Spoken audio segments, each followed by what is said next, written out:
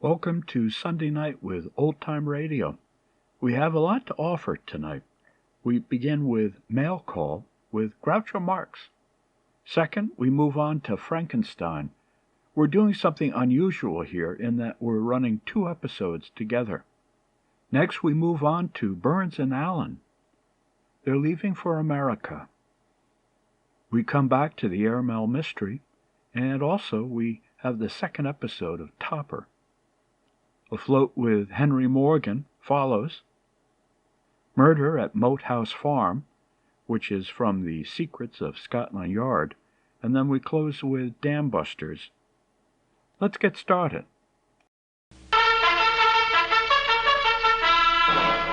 Mail Call from the United States of America.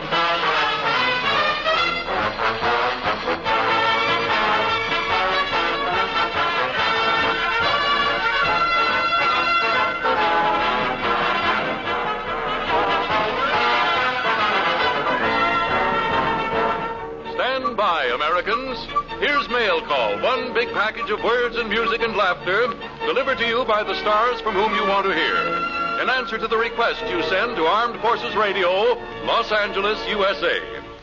You know, fellas, around this time of the year in Hollywood, the Motion Picture Academy of Arts and Sciences decides on its annual awards for the best performers, directors, writers, and so on. So tonight, Mail Call brings you the best, and so on, your master of ceremonies, Groucho Marx.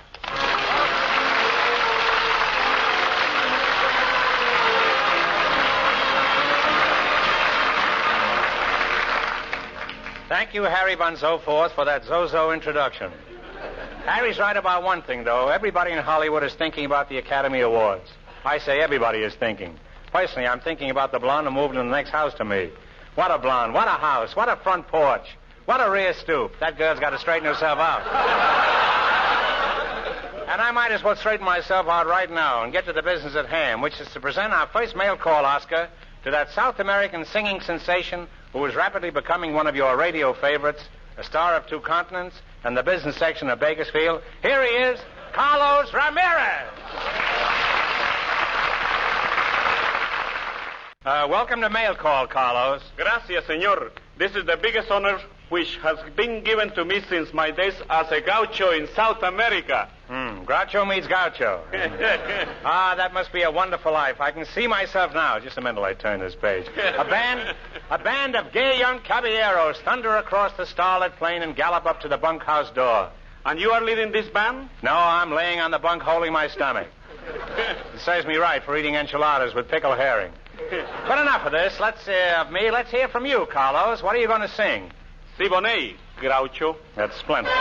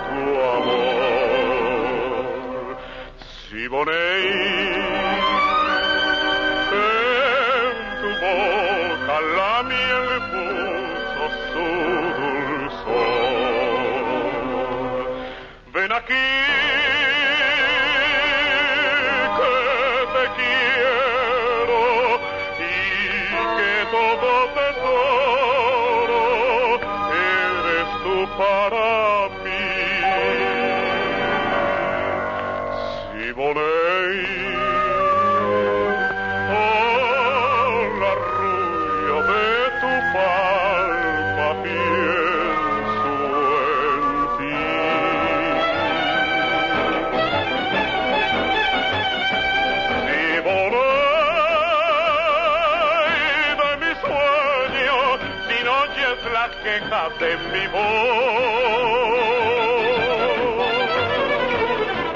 Si voy, si no vienes, me moriré de amor.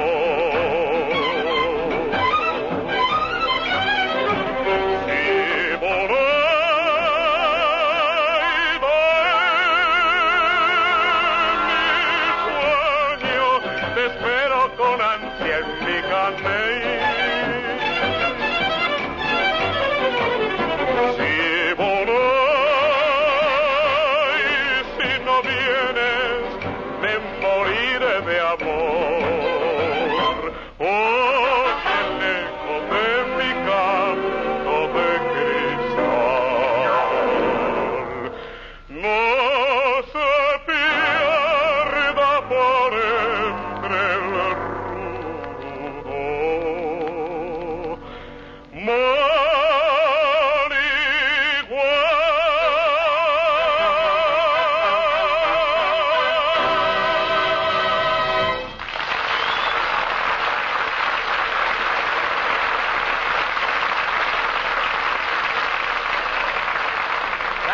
Thank you, Carlos. That was very Ramirez.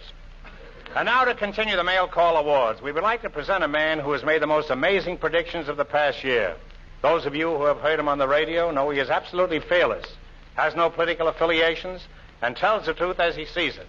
He is here with us now to give you his predictions about the course of the global war in the future. Here he is, that outstanding commentator, Leon Hita Belasco.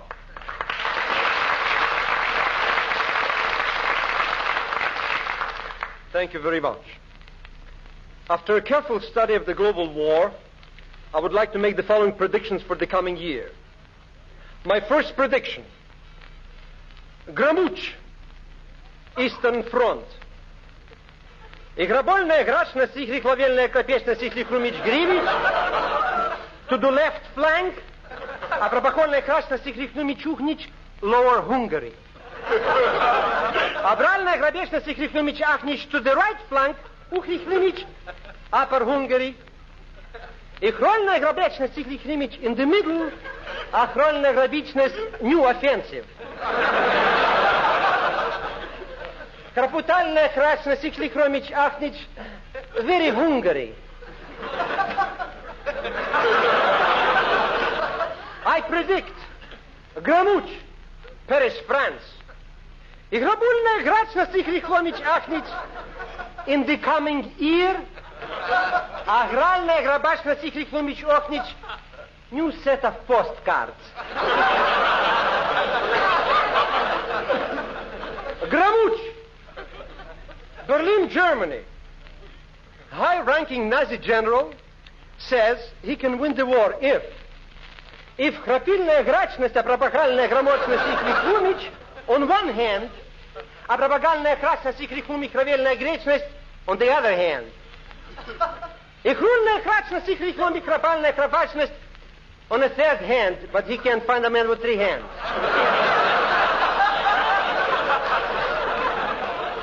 I predict that this year Ихрульная грабачность и хрихломич ахнич кравонич absolutely no fog in Los Angeles. And I also predict Ихрульная грачность и хрихломич the Dodgers will win.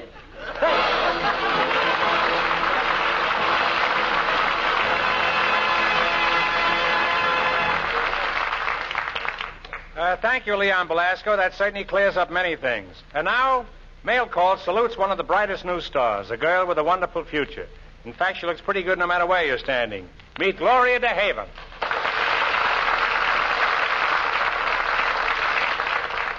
Hello, Gloria. It's a pleasure to present to you now this Mail Call Award. What Mail Call Award? Me. We ran out of Oscars, so you'll just have to take a Groucho. Just stand me up on a table in your living room and polish me once a week. But be very careful, because I'm ticklish in certain spots. Most of them are on Vine Street.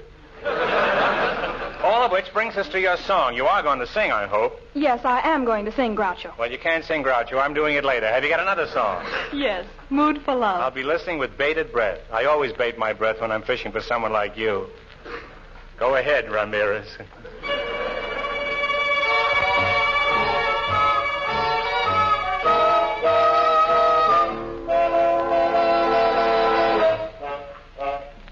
The moon's got me, and the stars have also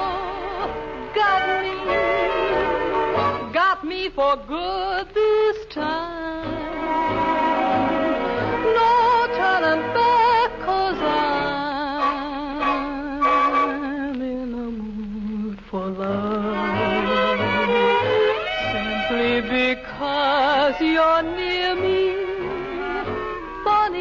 But when you're near me, I'm in the mood for love.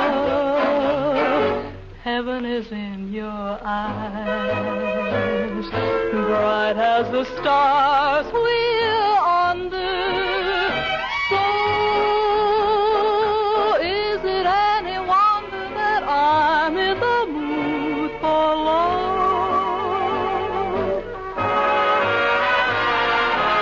Why stop to think of whether a dream might fade? We've put put our hearts together,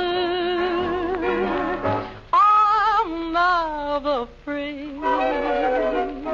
If there's a cloud above us, if it should rain, we'll let it. But for tonight, forget it. I'm in the mood for love. Oh, the moon's got me, and the stars have also got me. In the mood for love.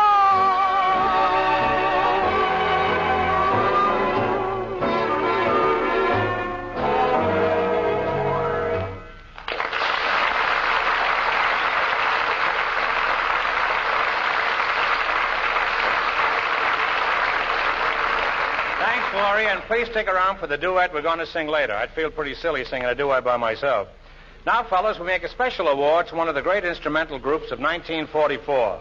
Of course, we're really not going to give them anything, but then they don't need anything except a downbeat. Unfortunately, I can't even give them that because I'm beat down to my socks. Anyway, here they are, the group, not my socks. Gene Krupa on drums. Charlie Venturo on tenor sax. And Teddy Napoleon on the piano. Something called Stompin' at the Savoy.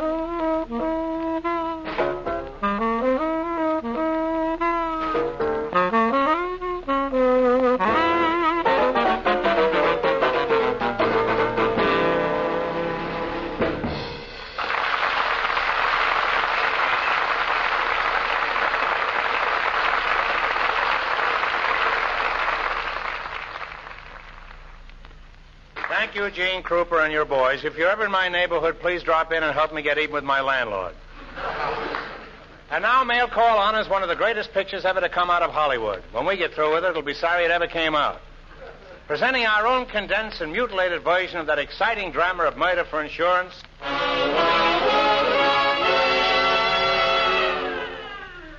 Double Indemnity. We're not allowed to say them on the air, you know. We're very fortunate in having with us an all-star cast. To begin with, there's me. And as if that weren't enough, we will present that great emotional actress, Ida Lupino, through the courtesy of the Warner Brothers. Both of them. In addition, you will hear Robert Benchley through the courtesy of Barney's Bar and Grill. Both of them.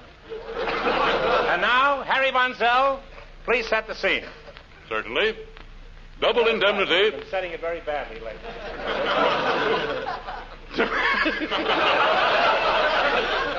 Double Indemnity is the story of a crime of violence and passion. Ida Lupino plays the part of Phyllis Dietrichson, a beautiful but heartless woman. Robert Benchley plays the part of her husband, Mr. Dietrichson, an ugly but senseless man. The part of Walter Neff, a handsome devil-may-care insurance salesman, will be executed by Groucho Marx.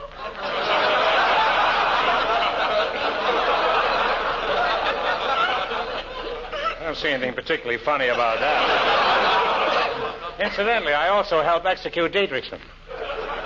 That's left over from the last joke, I forgot to tell you. As the scene opens, Walter, our dashing insurance salesman, is driving up to the home of his latest prospect. This looks like the place. I'll just park over here.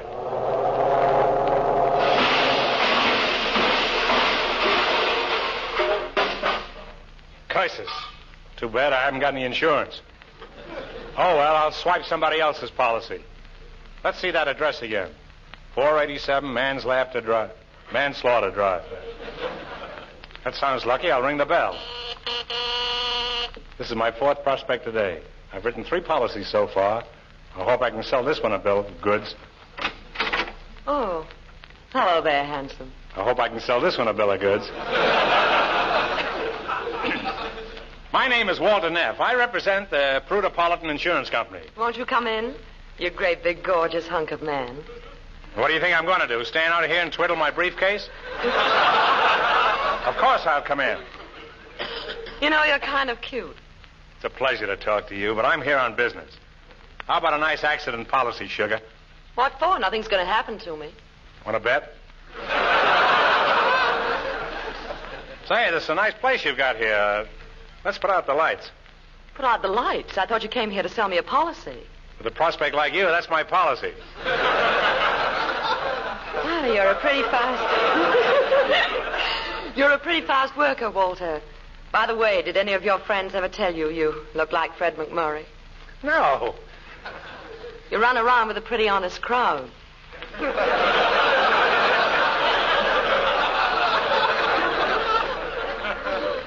Quit stalling, sugar. Cover my face with kisses.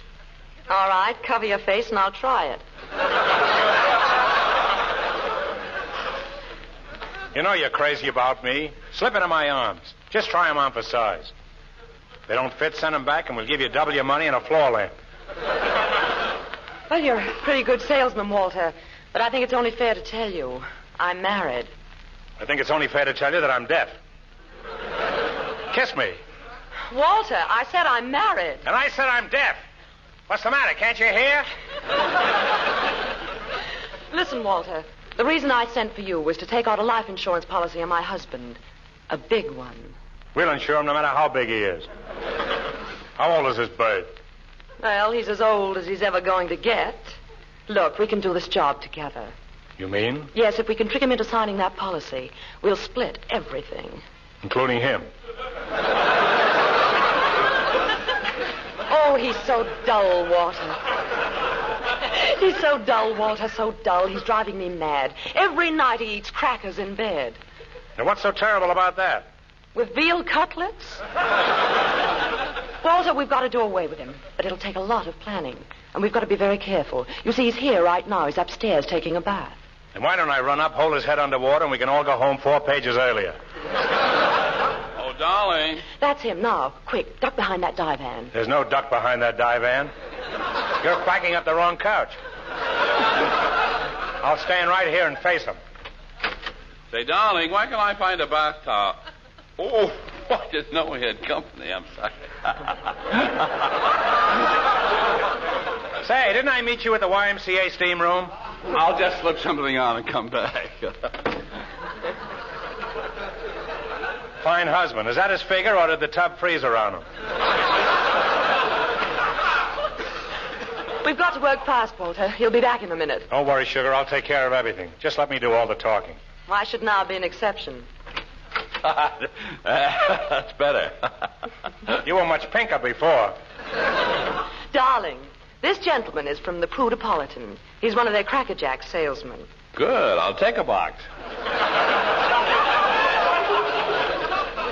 Yeah, take a box. It makes a swell chaser for veal cutlets. Look, I'm Walter Neff. I'm an insurance salesman. I'm Mr. Didrikson. I'm very dull. Mr. Neff wants to talk to you, dear. Why don't you sit down? All right. I meant on the chair. Oh, that old thing. Well, what did you want to talk to me about, Mr. Neff? Insurance. How would you like to take out a nice, big, fat insurance policy? But I've got some life insurance. $2,000 worth. $2,000 worth. Don't be ridiculous. It'll cost us more than that to cement you in the cellar.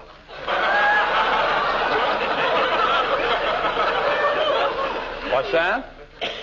Darling, Mr. Neff is just making you a concrete proposition. Where's that policy, Mr. Neff? Here's a nice one for $500,000. $500,000? My life isn't worth that much. Well, to us it is. Go ahead and sign it, Dull. Go on, you big, beautiful darling. Now, just a minute. I'd like to know what kind of a firm I'm dealing with. Is it an old company? Old? Why, we're the oldest insurance company there is. Just to give you an idea, we still have a clause that protects you in case you hurt your tail while swinging from a tree. Well, I wouldn't be interested. I've got a tree. It's better that way. Well, have you got a swing?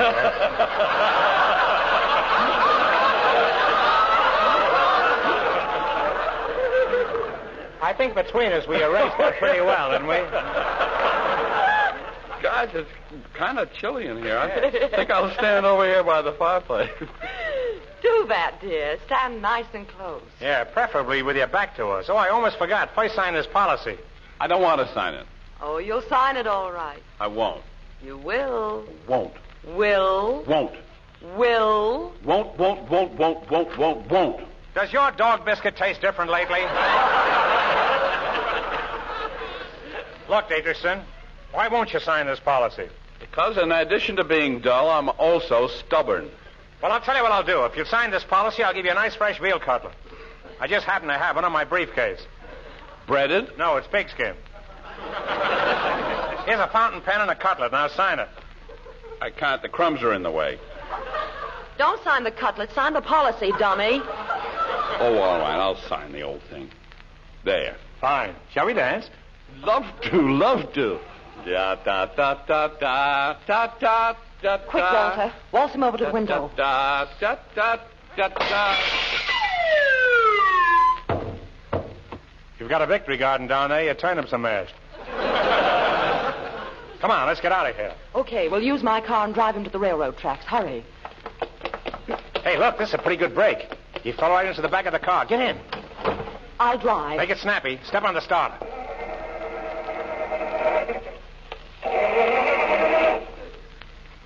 Nice battery. I've seen more juice in a baby's bib.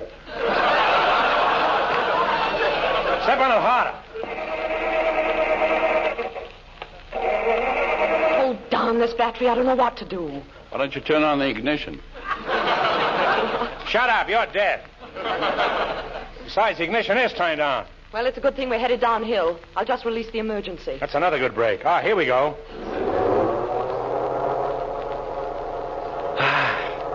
There's nothing I like better than a nice drive in the country. Isn't it romantic? Just you and I and that lucky stiff in the back. How can you talk of romance at a time like this? Why not? I'm hungry. Here's a drive-in. Let's get something to eat. Good evening. What can I do for you? I'll have a hamburger with anything. I'll have a roast beef sandwich. Okay, anything else? Make mine a veal cutlet.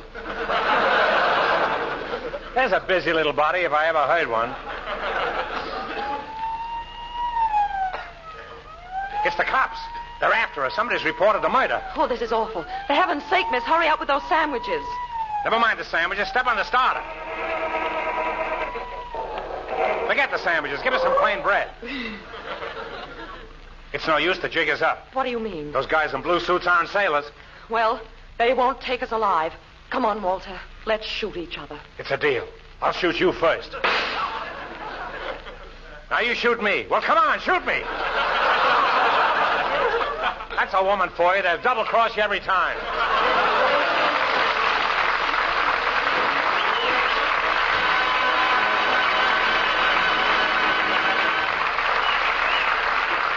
Thank you, Ida Lupino, Bob Benchley, and the butcher who lent us that veal cutlet. And now, will wonders never cease, beautiful Gloria DeHaven and talented Groucho Marx will blend their voices. I hope you like it. You better like it. A blend is the best you can get nowadays. Anyway, here's the trolley song. With my high starch collar and my high-top shoes and my hair piled high upon my head, I went to lose a jolly hour on the trolley and lost my heart instead. With my light brown derby and my bright green tie, I was quite the handsomest of men. I started to yen, so I counted to 10, then I counted to 10 again. Clang, clang, clang went the trolley. Ding, ding, ding went the bell. Zing, zing, zing went my heartstrings. For the moment I saw him, I fell. Pardon me, sir. Haven't I seen you someplace before? I don't think so. I've never been any place before. I spent all my time in this trolley. All your time? I was born here. I'll never forget that day. My mother was on her way to the hospital when all of a sudden the car stopped. For what? A red light and me. It's been a grand life in this car, but I'm hoping someday to get a transfer. I'm dying to see what the Sunset bus looks like. You're wonderful. You're observant, and you're pretty, too. I like the way you got your hair piled high up on your head. Ever think of combing it? Well, it isn't all my hair. I've got some rats. You've got some rats what? Never mind. I don't love you for your high hair. I don't love you for your high starch collar. And I don't love you for your high shoes. Say, if you get any high, you'll have a hangover in the morning. And why should I hang around a girl to drink? So long. Stop, stop, stop went my heartstrings. As he started to leave, I took hold of his sleeve with my hand. And as though it were planned, he stayed on with me, and it was grand just to stand with his hand holding mine to the end of the line.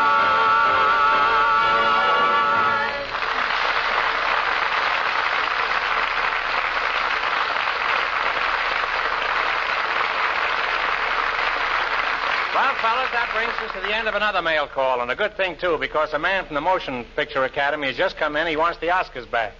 So until next time, this is Groucho Marx saying good luck from all of us to all of you.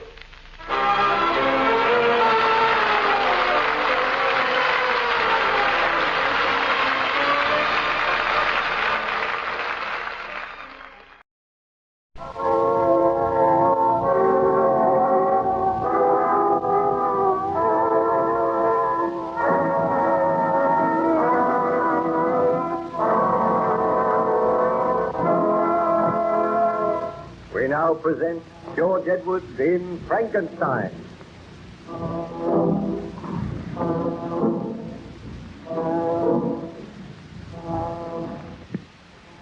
The good ship Voyager had been on a journey of exploration towards the North Pole. He was homeward bound, but unfortunately, the icy grip of the northern winter closed in, and the Voyager was surrounded by great blocks of solid ice. Her captain and crew were prepared for a weary wait before the thaw set in, and they could continue their journey home. Shortly after noon, Captain Walton and his first mate, Mr. Boyd, were standing on the deck of the Voyager. They looked out across the icy waste.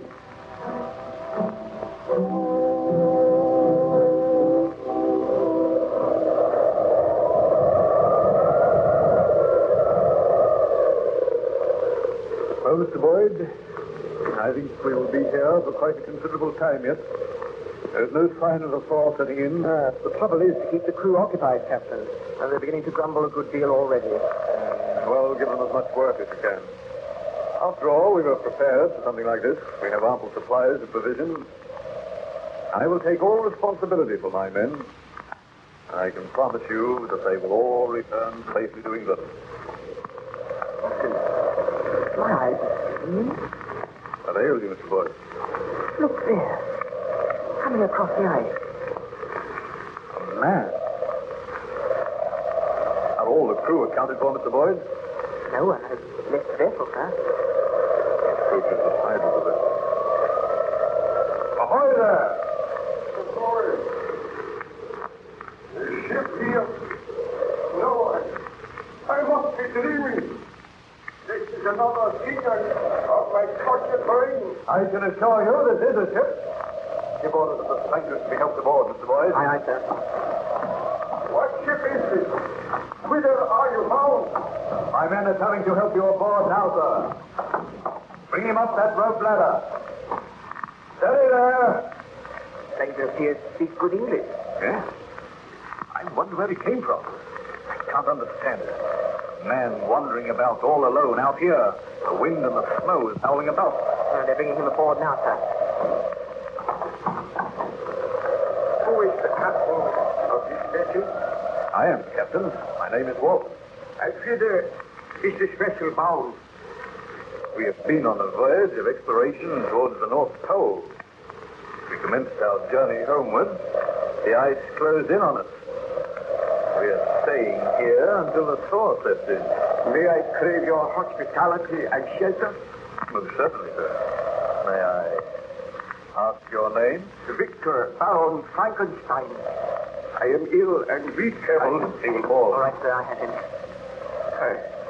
I must express my sorrow for the trouble I am causing you, Captain. But I am seeking shelter. Then my quest must go on. I must always go on. I cannot die till I find that evil, that demon, which I unloosed upon the world. You speak strange words, sir? Forgive me. If I can but crave your kindness, some food, and I will... Mr. Boyd, take Baron Frankenstein below to my cabin. See that he is made comfortable there. Give him food and drink. Let the ship's surgeon attend to him. You are giving him your cabin, sir? Why not? You had my orders. Have a hammock slung for me in the cabin. Aye, sir.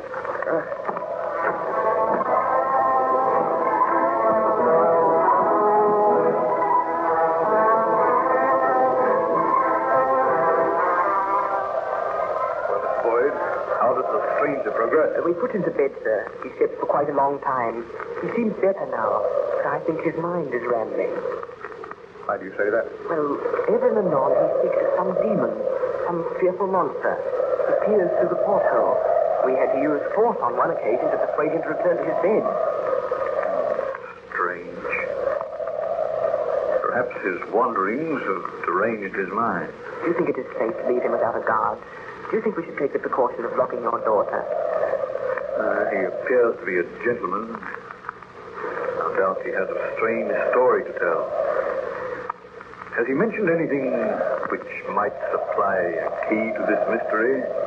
Or why he was wandering about here in these icy wastes? He said that he was searching for an evil spirit, for a destroyer, a taker of human life. Something about the man which makes me afraid, sir. Oh, boy, the man could do you no harm. I will go down and speak with him myself. Do you wish me to accompany you, Captain? No. I will go alone. But should he become violent? Oh, the man is weak and ill. How can he become violent? He struggled with us when we dragged him away from the porthole. He says he must be watching. Forever watching. Poor devil. I will try to persuade him to tell me his story. Wait here on deck, Boyd. I will send for you if I need you.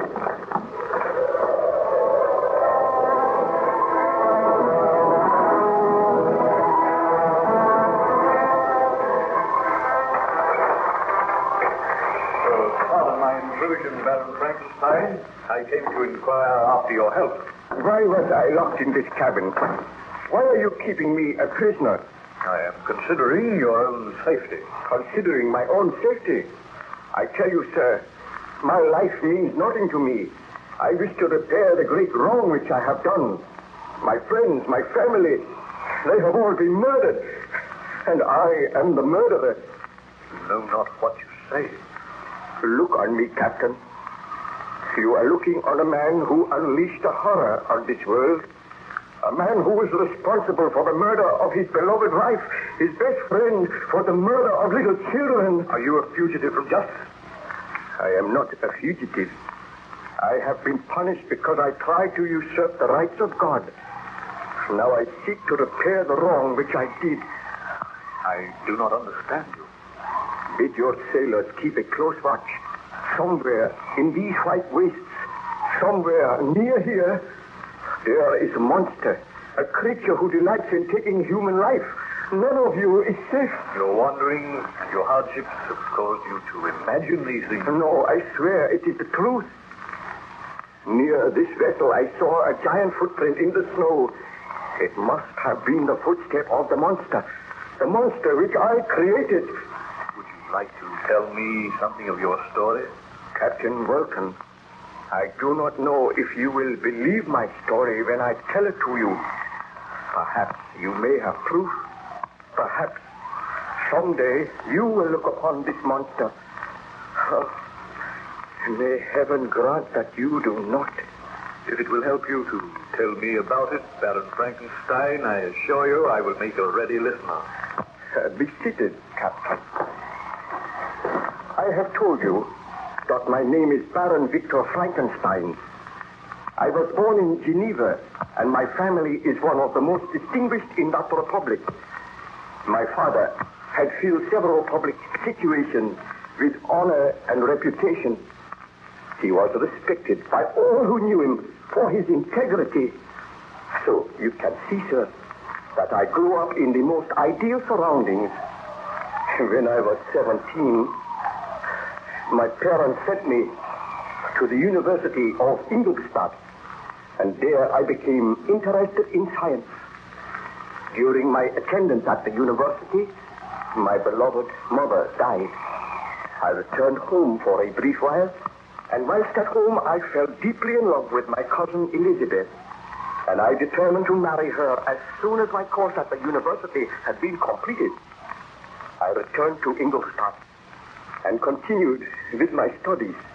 I read deeply, and gradually a most dreadful thought occurred to me. From my readings and my studies, I realized that it would be possible for man to create man. I became aware of the tremendous power of electricity. I was caught once in a terrific thunderstorm. I observed how the lightning had split an oak tree in half. And the knowledge came to me that just as electricity can destroy life, so can it create. And then and there, my horrible resolve was born. I vowed that I would not rest until I had created a man. This seems incredible, Baron Frankenstein. Oh, it may seem incredible to one who is not acquainted with science, but I studied and experimented, and when I retired from the university, I begged my father to build me a laboratory near our old home. He agreed to do this, and then I took into my confidence an old family servant called Julio. The man was crippled, but he had a keen and agile brain, and he was interested in my experiments. For months we worked. I intended to create a creature who would be both strong, good to look upon, and noble. Are you speaking the truth, Baron Frankenstein? I swear that I speak the truth. Did you succeed with this monstrous project? I swear a holy oath that I succeeded. I created a man. I usurped the rights of God. Did I say I created a man? That is not the truth. I created a monster. A monster? Why, you might well shudder, Captain Vulcan. I will tell you the story of the creation of this monster. I will tell you why you found me wandering about the white waste. How did you get here? I chartered a ship. I paid a crew. We were wrecked upon an iceberg and all perished save one person. I was the miserable person who lived on because I had to live. I cannot die until I have destroyed that which I have created. But if you created this monster in Geneva, what is it doing here out in the white waste of the north? Oh, I'm tired, my friend. The story is too dreadful and horrible. Let me regain my strength so that I may complete my work. What I have created must be destroyed. Oh, my poor fellow. I assure you that we will give you every care and attention. Still, you do not believe me.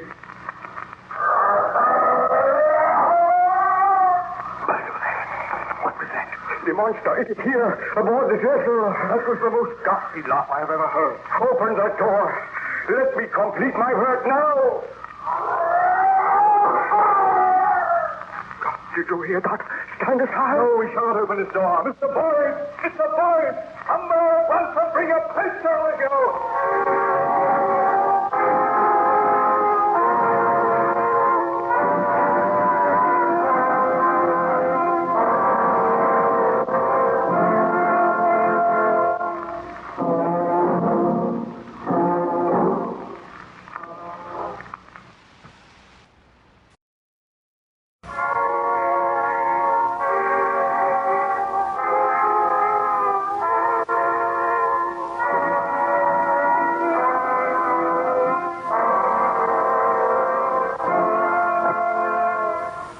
Present George Edwards in Frankenstein.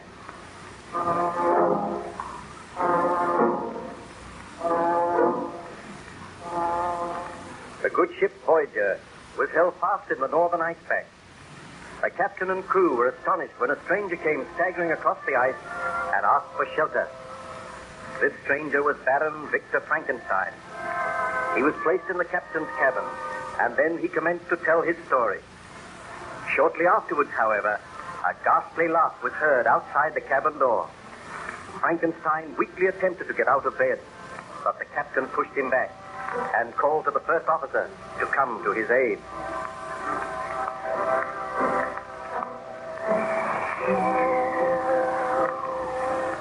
Captain Walton, you are condemning your first officer to death. A monster is out there. A blood-crazed, conscienceless beast. Oh, let me go. You are weak and ill. You can do nothing, Baron Frankenstein. Captain, what happened? Did you bring a pistol? Yes, from the factory. I take out of anyway. Is there anyone out there now? No one, sir. Very well. I shall unlock the door. Now come in. What did you see? Tell us what happened. I heard the captain calling, and I dashed down the companionway. Then, out of the darkness, a huge figure seemed to leap at me. I was knocked aside. When I arose, there was no sign of anyone. I dashed up on deck again. There was no one there. The man on watch reports that he saw nothing. The monster was here. You are lucky to be alive. I believe your story now, Baron Frankenstein. I created that monster, and I must live until I kill him. That is my sole task on this earth. What I created, so I will destroy. What do you mean? It is a strange story, Mr. Boyd. The Baron Frankenstein is too exhausted to talk any more tonight. Pray remain in the bunk bed. I must try to get to sleep. I must recover my strength. I must have strength enough to kill the monster. You shall have every care and attention here. I will place a man on guard outside your door. I do not think the monster will return tonight. The storm has become worse. The blizzard is raging now. It will be difficult for anyone to live out there. Let us trust that this monster perishes in the storm. I am to be called if any sign is seen of him. In the meanwhile, let me sleep. Then on the morrow, if I feel refreshed, I will tell all my story, Captain Walton. Very well, Baron Frankenstein. Mr. Boyd, you will go up on deck now, and you will arrange for 2 men to stand guard outside this door. I will share your cabin with you tonight. Aye, sir. I bid you good night, Baron Frankenstein. We will meet on the morrow.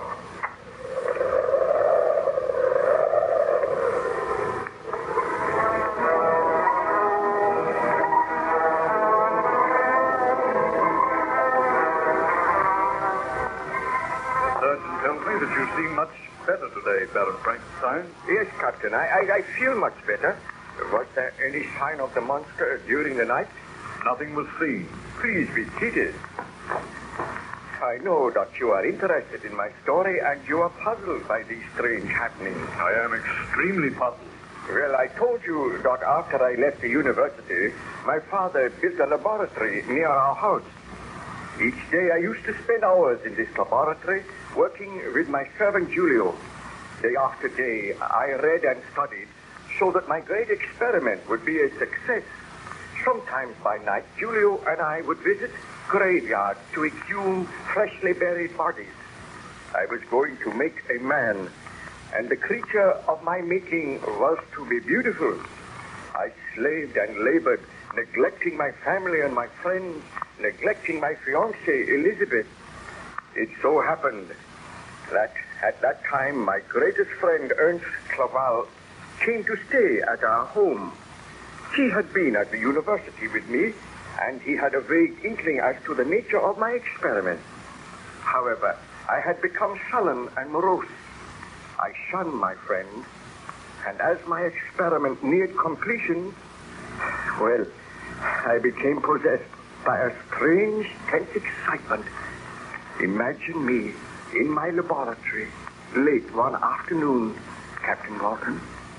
I glanced out of the window and saw that the sky was dark and overcast. My servant Giulio stood by my side. Now and again he would glance over at the great bench on which lay a huge inanimate figure swathed around with yards of bandages. I walked over to where the figure lay. Giulio followed me.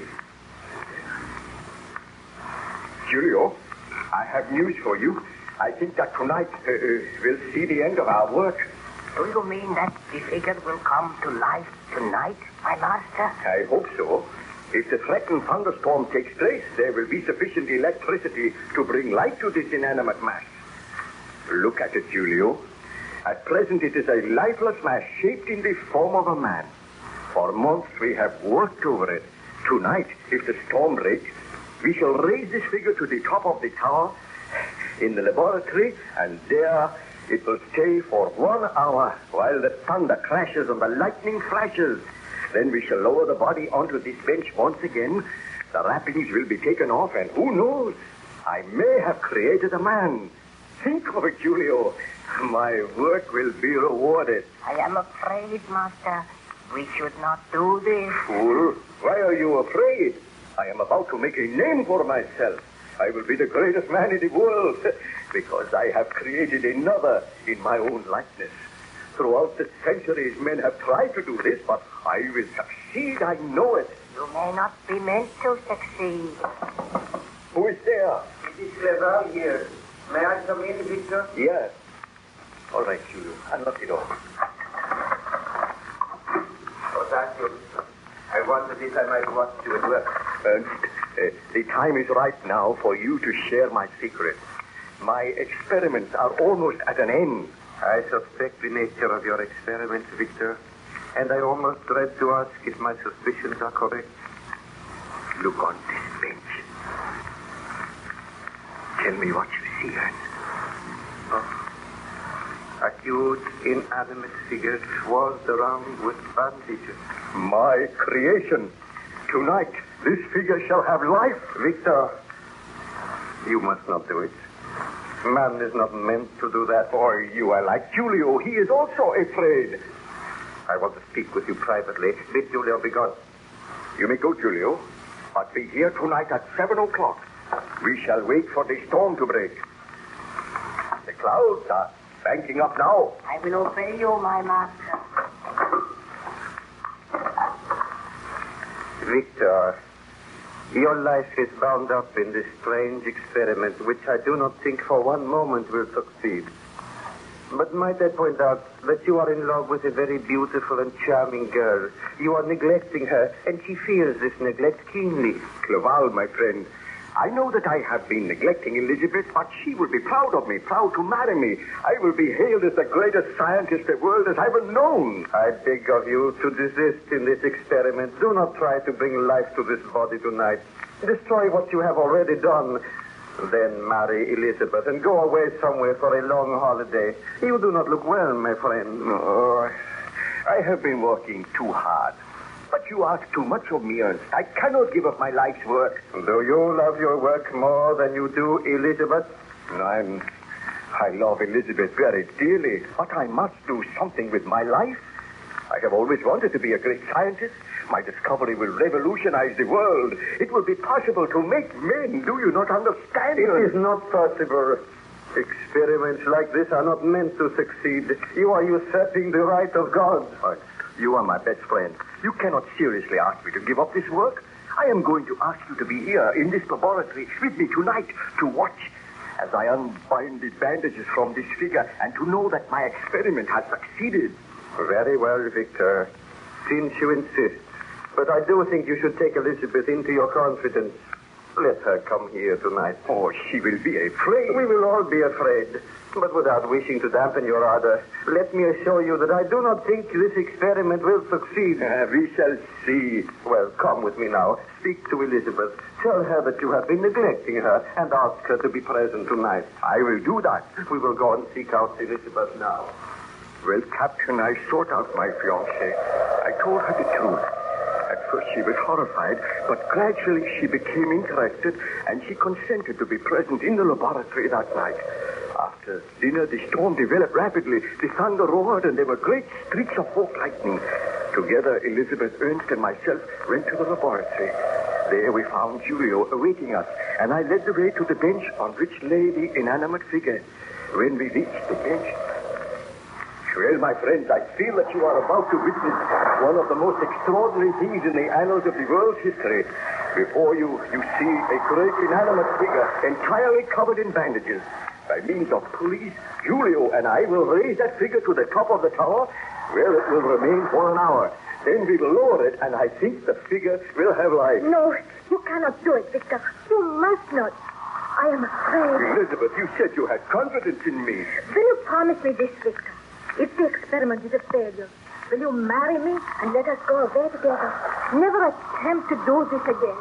It is madness. I promise that if the experiment is a failure, I will discontinue all attempts. Now, does that satisfy you, Elizabeth? It does. Oh, do not worry, Elizabeth. I feel sure that this experiment cannot succeed. You hope it does not succeed, Ernst, but we shall see. The storm is at its height now. Come, Julio. Help me to place the body on the lift. Now, careful. Roll it over. Victor, I beg of you, do not do it. Quiet, please. Now, Julio, pull the ropes and I will assist you. Pull. There. See, my friend, the body is going up to the tower. There it will be exposed to the full fury of the storm. Watch. The lightning frightens me. But this is a dreadful storm. The body is in place now. It will remain there for an hour. We must be patient. We will wait here. And in an hour's time, I will lower the body, unwrap the bandages, and perhaps I will have created... Please proceed, Baron Frankenstein. Tell me what happened. I can tell you no more today, Captain. I am weary now, and the memory of the past upsets me. Please be patient. I will be patient. I will leave you to rest now, but I will return later, anxious to hear the remainder of your story.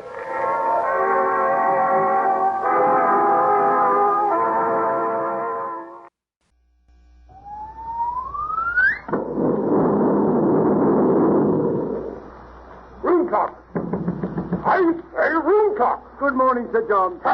Good morning, indeed. Anything gone wrong, Sir John? Gone wrong? Young man, I was born right here in London. I've been living here at the Savoy Hotel for 15 years. Now, would you mind telling me since when it has become the custom for guests to roller skate up and down the halls at 3 o'clock in the morning? I'm most awfully sorry, Sir John. We don't know what to do with that Gracie Allen. A bit balmy, you know. We've taken away her bicycle. Oh, dear. Are you there? Room clerk speaking. Yes? Who? Miss Gracie Allen? Yes.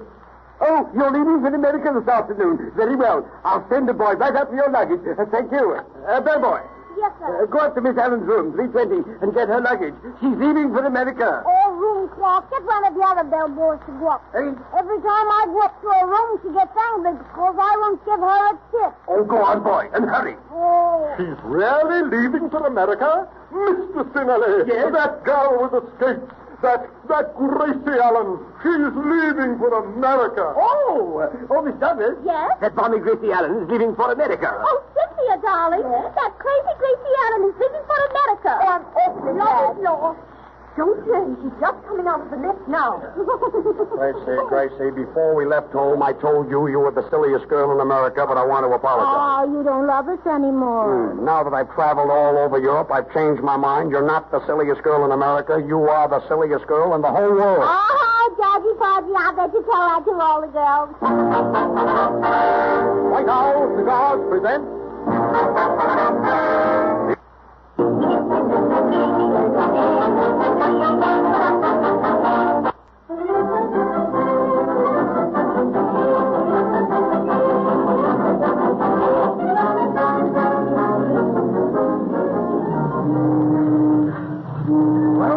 Well, Gracie, here we are at the dock. Here, you pay the cabbie and I'll take care of the luggage. Porter! Yes, sir? Will you get those bags and follow me? Yes, sir.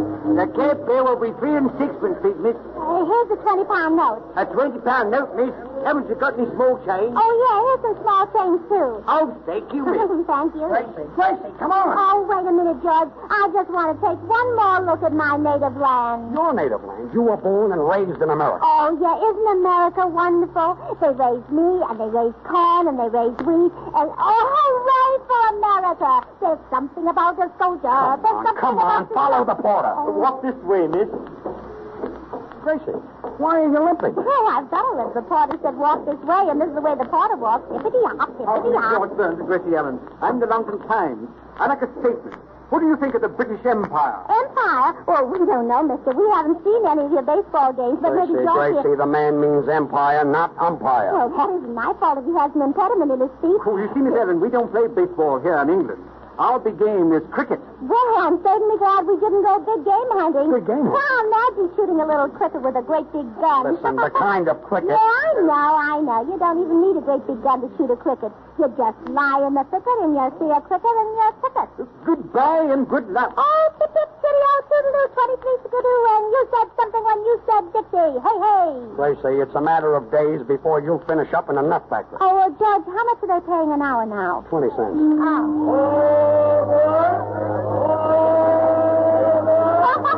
Oh, there's another silly man. He's hiring all aboard. And we know they're not all aboard because we're not on the boat yet.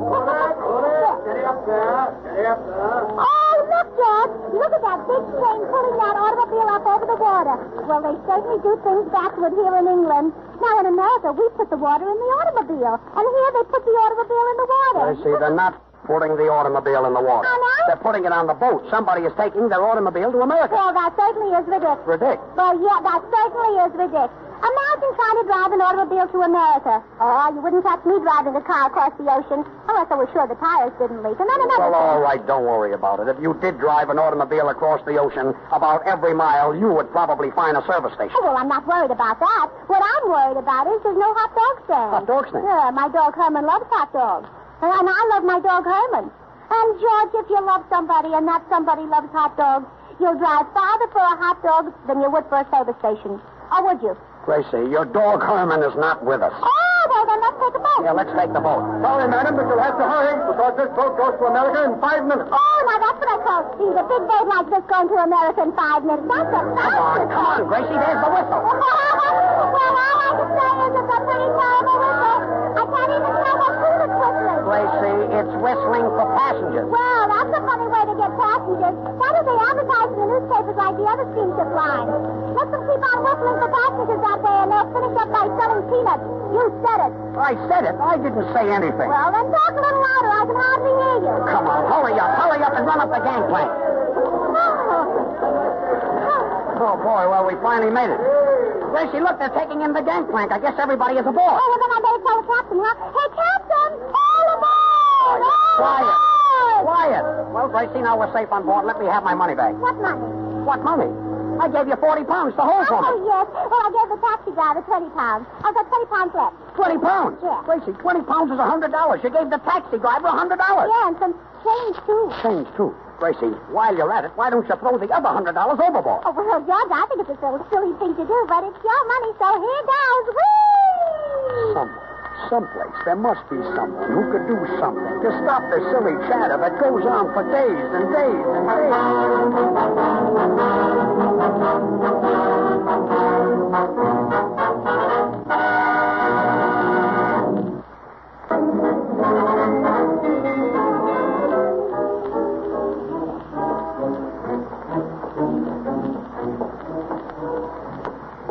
Gracie, isn't this a perfect night to be walking around on deck? Oh, yes, George. A beautiful boat, a full moon, and the stars, and the calm of the ocean. Oh, I could get romantic if I only had somebody to miss. And really, George, there's nobody in the world I'd rather miss than you. Thanks. It's little things like that that make me the happiest boy in the world. Oh, Georgie, will you do me a favor? As we're walking around the deck, will you take deep breaths for my daddy? Take deep breaths for your daddy? Yes, because the doctor said Daddy needs the sea air. It'll do him a world of good, but he couldn't afford to take this big trip, you know. Well, all right. If you'll just keep quiet, I'll take deep breaths for your daddy. But you'll have to walk slower. You know, Daddy can't walk fast. But, Gracie, supposing I get seasick. Well, then you can do that for my brother. It'll do him a world of good. I hope so. Good evening. We're both headed for America. See you again next time round the deck. Yes. She's awfully silly. We're both headed for America, and she's walking in one direction and we're walking in another. Gracie, I'm still taking deep breaths for your daddy. Oh, thanks, Pop. You're looking better already. Gracie, why don't you walk along the edge of the boat? You might get sleepy and drop off, I hope. Oh, a moonlight night and these compliments. If I didn't know you, I'd think you were a gigolo. Georgie, would you like to kiss my little hand, madame? A little later. Oh, say, mister, stop pushing that little poodle around on a wooden leash. Gracie, that's a sailor. He's mopping the deck. That's not a poodle. Oh, I mean the poodle of water that he's pushing around. Oh, well. Good evening, sir. Kind of busy, eh, sailor? Oui, monsieur. I will be working all night tonight. I will probably use up 4 or 5 mops. Say, sailor, I know a mop you won't use up. That's Mae West mop. Mae West mop? Yeah, why don't you come up and see me sometime? Come on, Gracie. Oh, that said he was an old-fashioned sailor. He wore bell-bottom pants. Gracie, do me a favor and do very little talking. Here comes the captain of the ship. Oh, where? Oh, do I need to... Oh, I'm dying to meet him. You know, I heard somebody say today the captain was forward. And with a forward captain and a moonlight night, he might kiss my little hand, madame, huh? Well, good evening, Mr. Burns. Good evening, Miss Allen. Good evening. Hello, Captain. You've certainly got a lovely boat. Oh, but yes, the Ile-de-France is a fine boat. Oh, looky, the Ile-de-France have puppies. Puppies? They're hanging alongside of the rail. And their ears are sticking out. Gracie, those are not puppies. Those are lifeboats. Oh, Miss Allen, those are not ears. They are oars. There are 24 oars in every boat. Well, that's nothing. There's 24 oars in every day, and I'm not worrying about that either. Yeah, Gracie, excepting February, which has 28. Oh, that was very funny, George. Go ahead, Captain. Now it's your turn to talk. Look, Captain, don't mind her. The moon has been beating down on her head for the last 2 hours. Oh? Say, Captain, what is that way out there? A sailboat? No. That is an iceberg. Look at how high the thing is rising. Oh, I heard that on the radio, the rise of the iceberg. Hey, Molly, how is Mrs. Bloom? Quiet. Come on, Captain. Well, come on, Gracie. Captain, we'll see you later. No. If you do not mind, I'd like to walk right along with you. I do not want to miss a word of this. 8 o'clock and all is well. Oh, George, there's big foolish talk. He says the 8 o'clock and all is well. No, Miss Allen, he means all is well on the boat. Oh, Captain, he's wrong. All are well on the boat. All right, Gracie. All are well on the boat. All are not well on the boat. I don't feel so well, and nobody can tell me that fellow who ate a clock feels good either. And, Captain, you look kind of sick yourself. Gracie. Well, after that, I think we all need a little drink. Let us go into the bar. Some of the passengers are having a little entertainment. Is that good? I wonder who's kissing her now.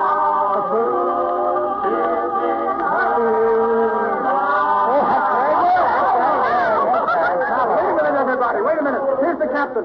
Speak. Although I cannot make a speech, but I will tell you, I have George Burns and Gracie Allen with me. And I saw them a few days ago at the Palladium in London, and if you coax them, maybe they will sing a song. Thank you very much. Say, boys, do you know Yankee Doodle Blues? Yeah, boys, play the middle part loud, because that's where George always goes flat. Say, here's a word I want to say. You're not as good as Tom. Say, have you ever been away? Oh, sent for Rudy Valley. Have you ever missed the hero USA? We're going to Rudy Valley. when you get that itching in your shoes. You better try a cough drop. Go to any other land you choose. Keep singing, Dixie. And see how quick you get those Yankee Doodle blues. I'm singing, there's no land as grand as my land.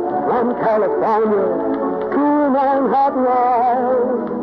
North, south, that sunny skyline. Oh, I love every mile of playing Yankee Doodle. That melody that keeps ringing in my ears. Yankee Doodle, that's the melody makes you stand right up and cheer. Homecoming, USA. I'll say I love you. Make me lose those Yankee Doodle blues. They say that Europe is wonderful with all that ancient junk. Well, it's not as good as Kokomo, and Kokomo's the bunk. I couldn't see old London, it was covered by a fog. I had to move from Paris because I couldn't meet a fog. From there I went to Old Cologne and started on the round. But Old Cologne don't smell as sweet and pretty as it sounds. A Russian Bolsheviki tried to get my sound. And then I wore my welcome out by sliding on me out. Hello, Miss Liberty. I'll say you're a fair. And then the customer officer said to me, why do you declare I am Yankee Doodle? That melody keeps on ringing in my ears. Yankee Doodle. That's the melody makes you stand right up and cheer. Homecoming. USA Nightingale, I'll always say, I wish my brother was here. I love you. Make me lose those Yankee Doodle. Make me lose those Yankee Doodle.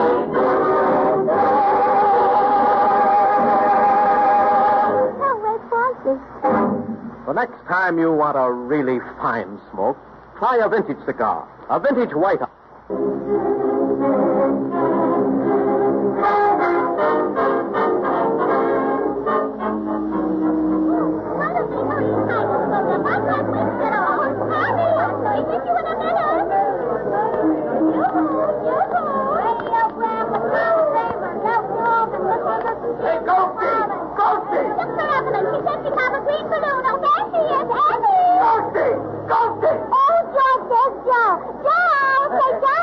What, Joe? Oh, Joe. Call Joe. Yeah, well, that's what happened to him. I've been calling Joe for 10 minutes, George. Now you call Joe. Joe! Hey, Miss, put the hat. Push that man with the umbrella. Gracie, is that the fella down there, the tall fella? Yeah. The one with his back to us? Yeah. Hey, Miss. Well, all right, Gracie, I'll call him. Joe! Hey, Joe!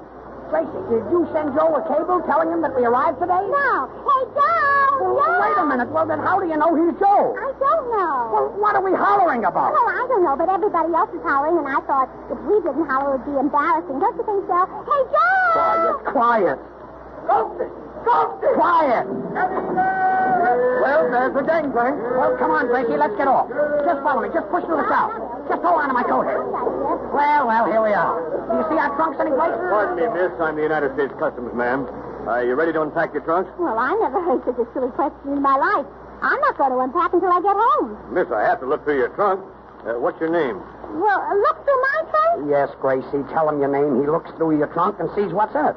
Well, my trunk is locked, but if he can look through my trunk and see what's in it, he certainly ought to be able to guess my name. Listen. Oh, that's a good trick, mister. And if you can do it, then I'll show you the one with 2 decks of cards. Gracie, why don't you do a trick where you stick your little blue hat in the neck of a bottle and don't take it off? Oh, well, that's one of my old tricks. Miss, I'd like to see what you brought back from Europe. Well, you don't have to bother. I didn't bring back anything for you. Huh? Imagine that, George. I never met that man in my life, and he thinks I brought him back a present from Europe. Gracie, the government only allows you $100. Oh, well, then why doesn't he give it to me and let me go? Look, miss, did you buy any gowns from Paris? Well, of course, several of them. May I see them, please? Oh, I know you'll love just one of them. It's a black lace with a low back, sort of a dance frock. But I wouldn't think of letting you see me in until I get my hair fixed. Did you get a mirror around? See, the officer isn't interested in seeing how you look in the gowns. All he wants to see are the gowns. Oh, well, it certainly takes all kinds of people to make a world. Can you imagine a big man like that interested in gowns? Miss, did you bring back any perfume? See, what did I tell you, George? He even likes perfume. Gracie, there's a heavy duty on French perfumes, and if you brought any back, you'll have to pay a tax on it. Oh, well, in that case, I didn't bring any. Well, I'm sorry to say, miss, but I smelled Christmas night. What did he say, George? He said he smells Christmas night. Well, if I were in his place, I wouldn't brag about it. Gracie. Uh-huh. I see you're wearing a mink coat. Miss, where did that mink come from? Where did that mink come from? Little mink. Where does the plush coat come from? Little plushes. Officer, we just located Miss Ellen's trunk. We found it under the war. Under the what? War! Well, you don't have to bark at me. Just talk. I understand you. Why don't you say something to him, George? Will you keep quiet? Oh, thanks, my hero. Now, Miss Allen, if you just open your trunk, I'll get you out in no time. Oh, well, George, this fellow's even better than Houdini. You know, Houdini could only get you out of the trunk when you were in it. But this fellow says he'll open my trunk and get me out in no time, and I'm not even in it. Or am I? Gracie, will you shut your mouth and open your trunk? All right, now let's see. Where did I put the key? Oh, it isn't in my bag. It isn't in my pocket. Oh, I know where it is. But, George, you'll have to go and get it for me. All right. Are you sure you know where it is? I know just where I put it. Well, Gracie, where did you leave it? In the left-hand bureau drawer in that hotel in Paris. In Paris? Yeah. Somewhere, someplace, there must be someone who can do something to stop the silly chatter that goes on for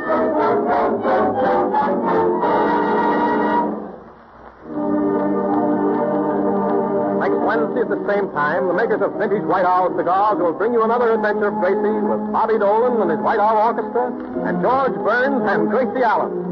And in the meantime, look for the vintage mark on the box.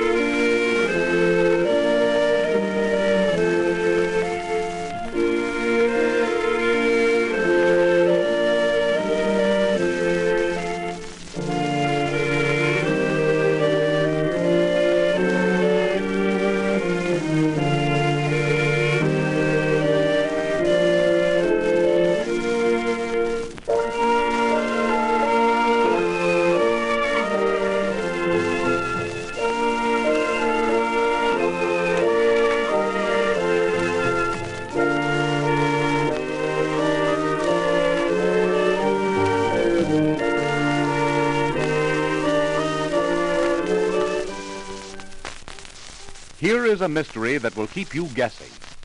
Trans-American Airlines have lost 3 of their very latest high-speed airmail planes under very mysterious circumstances. In each case, the pilot, flying over very dangerous country, reported motor trouble and was forced to save his life with his parachute. Upon locating the wreckage, airline and postal authorities discovered a very valuable shipment of bonds and securities to be missing.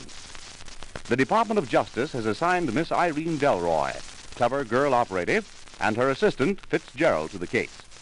The mysterious crashes have also attracted the attention of Jimmy Gifford, roving newspaper reporter, an old friend of Miss Delroy. The finger of suspicion seems to point to Andy Andrews, the crack pilot of Trans-American Lines, who was piloting each ship. Ernest Powers, general manager of Trans-American, has ordered the westbound passenger ship to land at Salt Flats, an emergency landing field, so that Miss Delroy, Fitzgerald, and Gifford can investigate the passengers, one of whom they believe to be implicated in the robberies.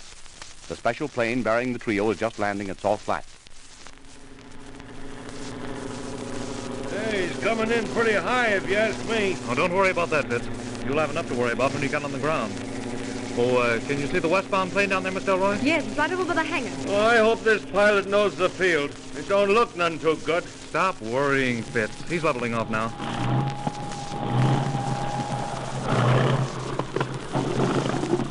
There, 3 points, clean as a whistle. I'm glad that turned out all right. Don't forget, Sergeant. They say any landing you can walk away from is a good one. You're telling me? Hey, I knew a guy in France once during the war. I'm afraid we won't have time for that, Fitz. No, ma'am. We've a lot to do when we taxi over to that ship. Did you get the description from the radio man back at the airport? You mean the guy what gassed him and looted the filing cabinet? Yes, Fitz. Sure, I got it. We can't miss him. He's got a scar over his left eye. Dark complexion. A little guy, swarthy. He'll be easy to spot. Do you think the man we're after had a hand in those crashes, Irene? I don't know, Jimmy.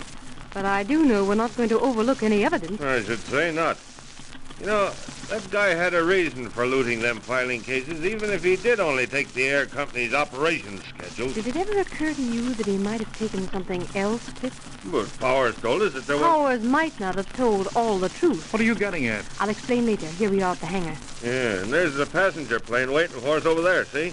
Open the door, Gifford. Right, Sergeant. Say, who's this fellow running over this way? It's probably the airport manager. If you want to call this patch of rough ground an airport. Miss Delroy. Yes? I'm Lars, the Salt Flats radio operator. We've been holding 610 for you. Good. Any of the passengers objecting? All of them, ma'am. They've been howling their heads off. Gonna sue the company and everything. They don't realize how serious this matter is. Have you allowed anyone to leave the ship? No, ma'am. Mr. Powers was very emphatic about that.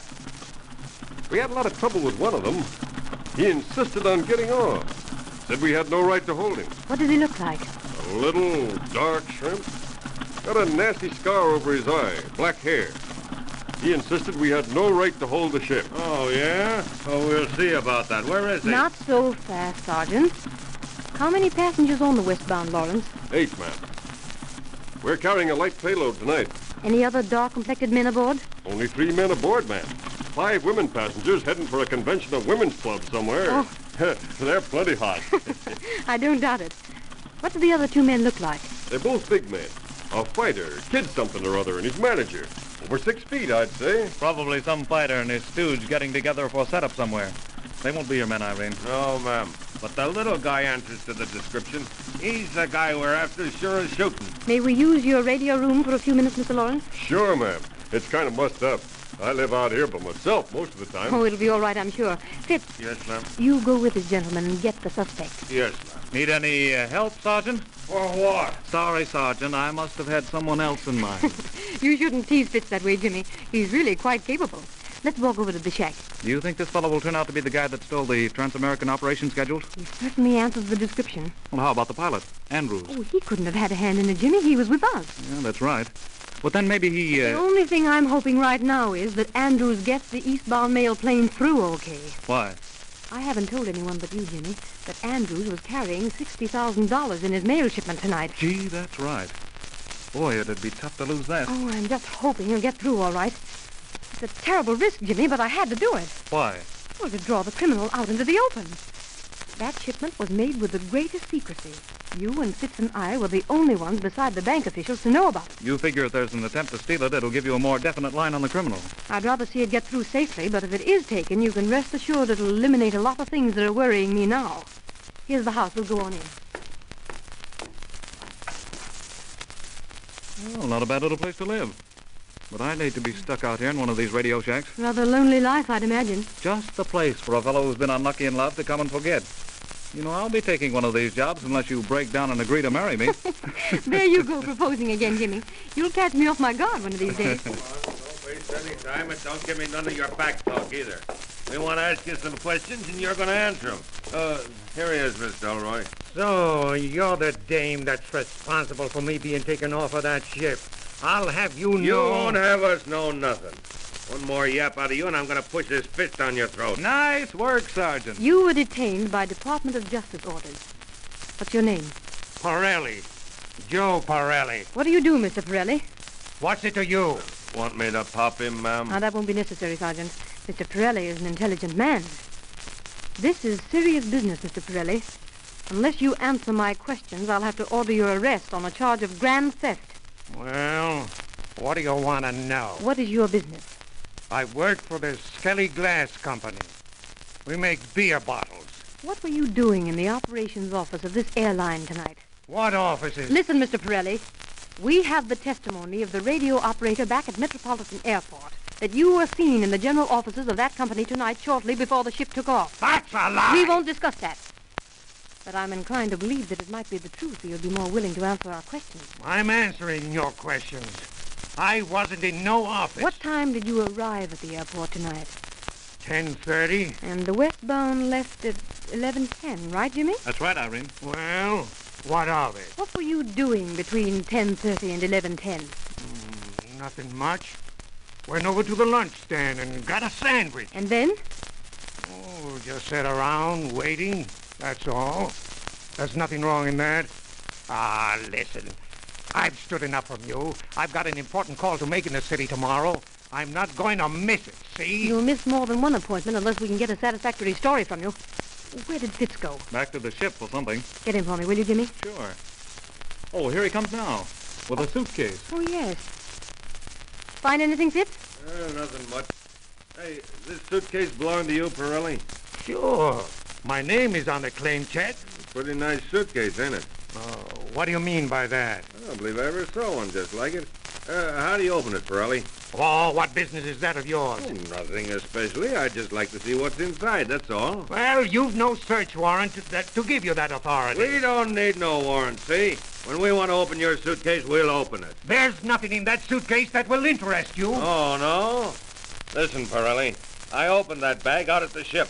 I found out that your name is Morgan and not Pirelli. And what's more, I found these in the lining. What's in those envelopes, Fitz? The operation schedules. The operation schedules? Yeah, the same ones this guy stole from the Transamerican office. Oh, that's a lie. I don't know nothing about them papers. Let me see those papers, Fitz. Yes, ma'am. Here they are, ma'am.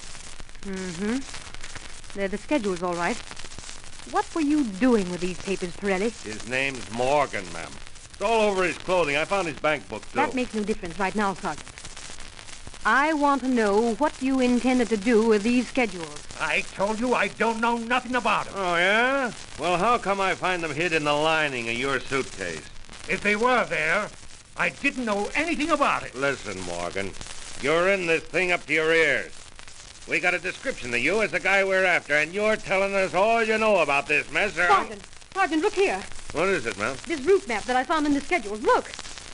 It's marked in red pencil there, ain't it? Yes, but do you know where that cross is located? No, ma'am. Look. This red cross is right on the route Andrews is flying east at this very moment, right over Devil's Canyon. What? What's more, look at this notation. Says 6:55 will be over the canyon at 11 p.m. Quick. What time is it, Jimmy? We've got to save Andrews. Get him to turn back before it's too late. It's 11 now, Irene. Get Lawrence, the field man, here quick. We've got to try to reach Andrews by radio. Get him to turn back. Hurry. Yeah, he's just outside. I'll get him. You think that someone knew about the money shipment in Andrews' plane tonight? There's no doubt about it. Oh, I do wish Fitz would hurry. Oh, he and Lawrence are coming now. Come on, hurry. Miss Delroy wants you to get Andrews right away. Our next schedule isn't until 11:10, ma'am. We can't wait for schedules. Break in right now. Stop all traffic. It may mean saving his life. Yes, ma'am. I'll see if I can get him right now. Salt Flats calling Andrews in 6:55. Salt Flats to Andrews in 6:55. Go ahead. Andrews to Salt Flats. 6:55 to Salt Flats. Go ahead. We may be in time yet. Tell him to turn right back. Tell him to land at the nearest emergency field. Salt Flats to Andrews. Miss Delroy says turn back to the nearest emergency field. It's urgent. Go ahead. Andrews to Salt Flats. Everything looking fine. Tell Miss Delroy I'm going on through.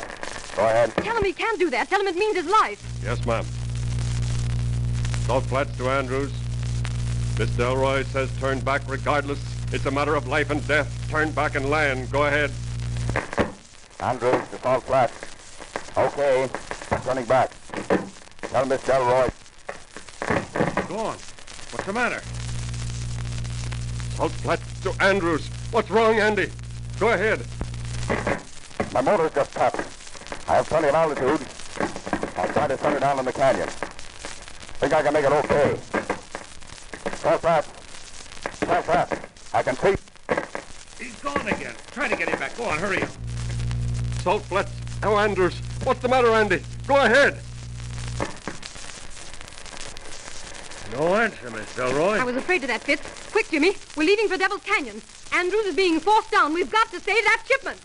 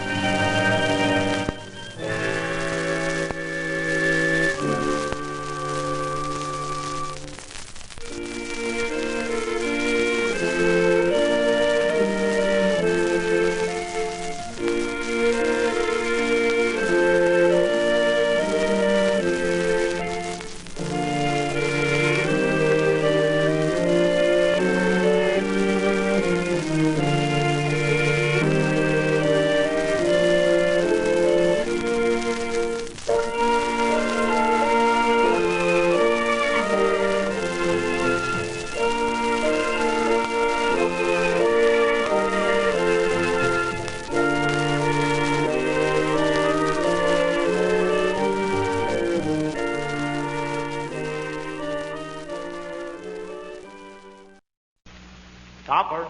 Oh, Topper. Oh, Topper, darling. We're back. Oh, dear. Here we go again. The Adventures of Topper, starring Roland Young.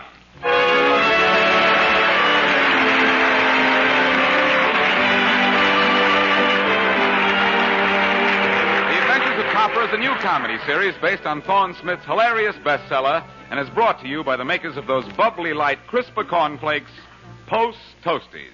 We toast them crisp, we toast them light. You can tell by the taste we toast them. They're a tasty treat, so good to eat. Delicious and light from toasted. Post Toasties. And you know what? We like 'em. And now let's meet Topper.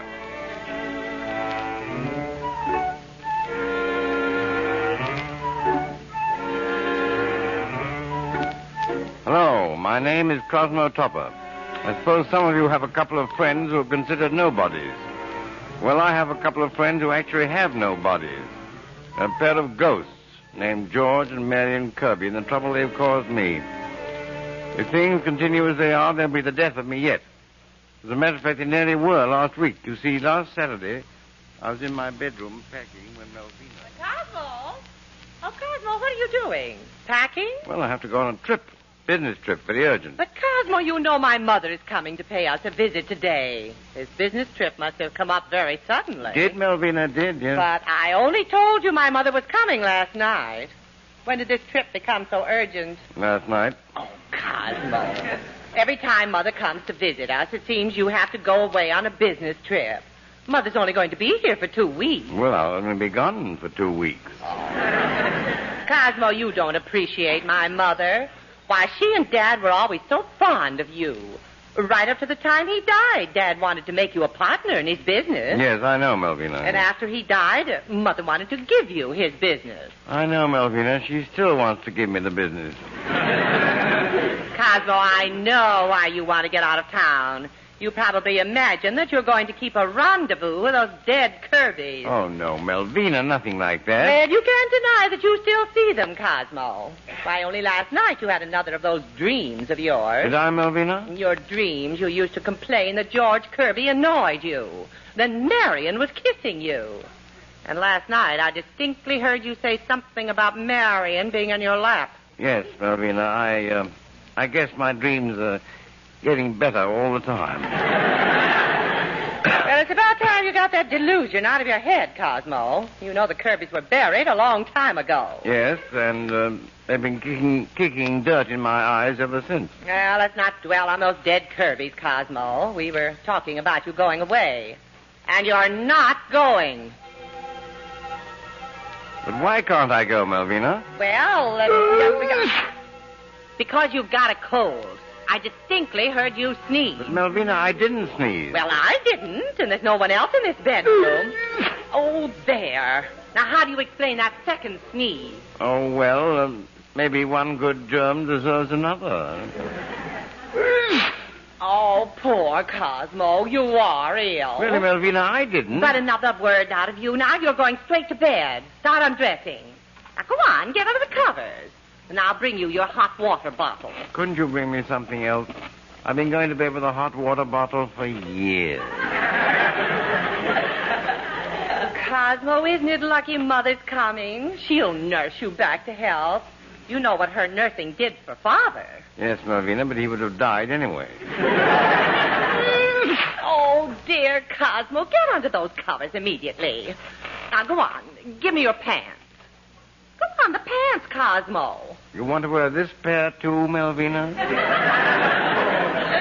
Now, when I come back, I want to see you under those covers. George, Marion, just because you're invisible, you needn't think I don't know you're here. Hello, Topper. Hello, Topper. All the dirty tricks you two have pulled, the sneezing act was the dirtiest.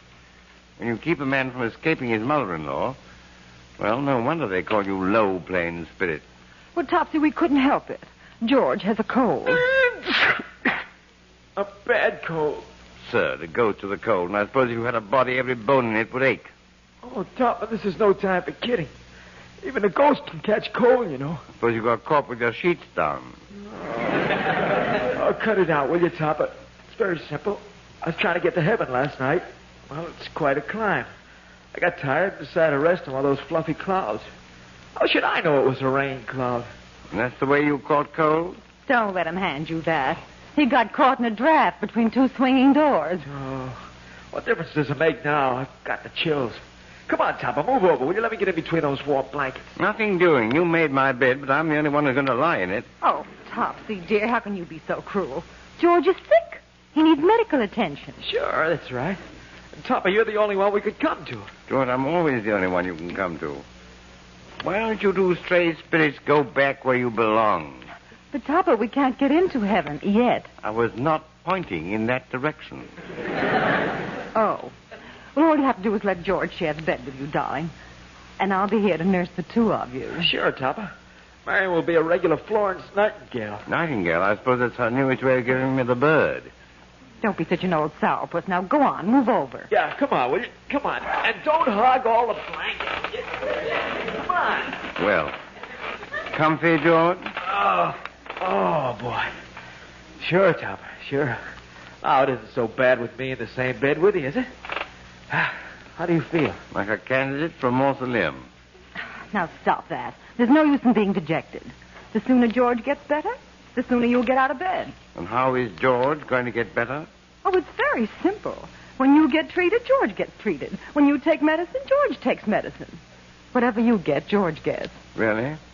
Hand me the arsenic, will you? Oh, Topper, cut it out. Are you in bed? Get your wife, Top. Now, remember, if she wants to give you any medicine, ask her for some more for George, and we'll do the rest. Oh, Cosmo, you took my advice. Now, don't you feel better in bed? All warm and comfortable. Yes, Melvina. But, Cosmo, why are you so far over on the right? Why don't you get over more to the center of the bed? Well, I hate to be a road hog, Melvina. Oh, Cosmo, don't be silly. Oh, you poor dear. Oh, but don't you worry. I've got just the thing for you. Mother's favorite mixture.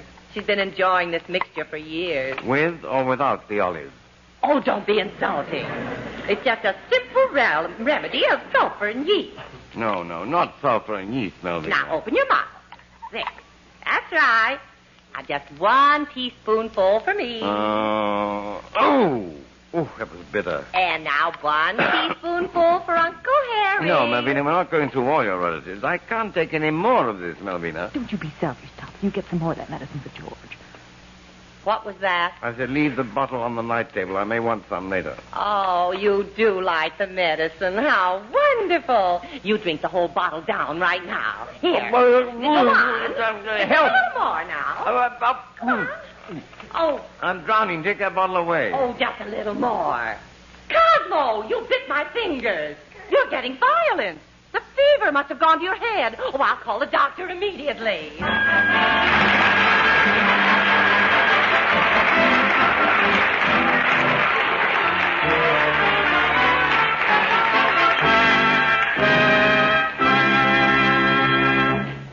Well, a deal like this shouldn't be tough to take at all. Why, before you know it, you'd be able to sit up and take nourishment again. Some delicious Post Toasties.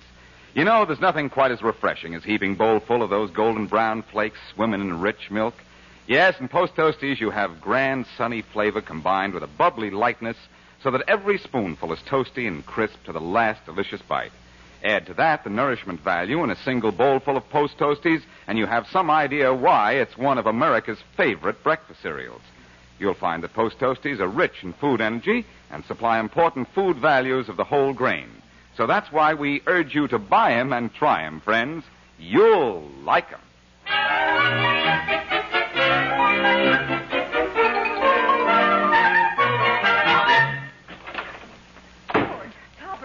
The doctor's arrived. I heard him talking to Malvina. It's a Dr. Blight. Dr. Blight, you mean that old bone crusher? Yeah, who is he? I don't want any old buzzard poking into my ectoplasm. Let me remind you, my invisible friend, it's my body that's going to get the abuse. George, stop belly aching. Dr. Blight's one of the most expensive men in town. It's Dr. Blight, all right. Just one of his methods means the difference between a spry young man and a tired old one. Really, Topper? You mean you enter a tired old man and in one treatment you leave a spry young man? Not exactly, George. When you leave, you're the tired old man. You're not going to lay a hand on me. I'm going. Oh, no, you can't run out on us now. If you do, George will never get medical attention. I'll stay with that bone crusher. I'll need medical attention. Hey, honey, I got an awful funny feeling. This cold's playing havoc with my ectoplasm. I feel as if I'm going to materialize. But you can't materialize. The doctor will be here in a minute. I'm sorry, Top. I can't control it. Here I go. Well, how do I look? George, I hate to say it, but you look better invisible. He's in this room, Dr. Bly. Go right in. George, get under the covers. Quick, hide. Oh, Cosmo, dear. Now we're going to find out just what's wrong with you. Here's Dr. Bly to examine you. Well, and how are we today? We're fine. I'm fine. Oh, Cosmo, what on earth are your feet doing out of the cupboard? Those are your feet. Cosmo, I never realized your feet were so large. Well, the yeast went to my feet, Melvina. Cosmo, pull those feet under the covers. Do you hear me? You'll have to talk louder, Melvina. I guess my feet are asleep. Oh, stop this nonsense and pull those feet in immediately. Truth of the matter is I can't control those feet. Very interesting. You mean we can't walk on our feet, Mr. Topper? Believe me, Doctor, I wish I could get those feet to take a walk. Well, then let's take a look at our big feet. No, you mustn't touch those feet. Besides, the cold is in my head. Oh, head or feet, to me, there's no difference. No. It'd be interesting to see you kiss your wife good night. Yes, well, now, what you need, Mr. Topper, is one of my special deluxe treatments. It will raise Mr. Topper's temperature, raise Mr. Topper's blood pressure, raise Mr. Topper's circulation. And lower Mr. Topper's bank account. And now, are we ready for our first little exercise? It's very similar to artificial respiration. Now, just turn over, Mr. Topper, while I kneel on the side of the bed. Must I, Doctor? Turn over, Cosmo. Oh, all right, Melvina. Now. Let's get on with our little treatment. Now, I put my hands on the small of your back, and then I press down. Doctor, not so hard. Now we begin. And out goes the bad air. Oh. In comes the good. Bad air. Oh. In comes the good. Oh, my. What's the matter? More bad air coming in than good. Now, I'm sure this is doing us a lot of good, Mr. Topper. Why don't we try to breathe? Now, let me show us how. Like this. Like that? Yes, just like this. I can't. I'm not that thick. Oh, now, here for our second step. Shall we try it, Mr. Topper? It's very strenuous. I have to work my fingers to the bone. Yes, my bone. Mr. Topper, this happens to be my famous bone treatment. Now, first we start with our legs. I grab our legs, and then I bend them at our knees like this. Back and forth. Back and forth. Back and forth. Seems to me we detect the sound of creaking, Mr. Topper. Oh, well, no matter. A little more work, and you know what will happen. We'll detect the sound of breaking. Cosmo, don't try to be funny. The doctor's only trying to help you. Well, that's enough for the time being. Now we'll take our pulse and temperature. Oh, thank goodness. And if the results aren't good enough, we'll repeat the treatment immediately. Oh, no. When he reaches for your pulse, Top, George will stick his hand out of the covers. Now, here we are. Let's take this thermometer and put it in our mouth. Hey, Topper, give it to me. I'll put it in my mouth while the doctor isn't looking. And now for our pulse. Let me have your hand, Mr. Topper. My. Good heavens. Oh, what's the matter, Doctor? Why, heavens, there is no pulse. Oh, what does that mean, Doctor? It means the man is dead. Oh, here, let me see that thermometer. There it is, Doctor. Oh, no, I don't believe it. He has no temperature at all. He's dead. He is dead. Doctor, I'm talking to you. Yes, I know. You're talking to me, but you're dead. Oh, no, what am I saying? Okay, you're dead and you're talking to me. Oh, I must be going crazy. Oh, let me out of here. I'm going to see a doctor. Cosmo, there's something very peculiar about this. You may be dead to the doctor, but you'd better be alive when my mother gets here.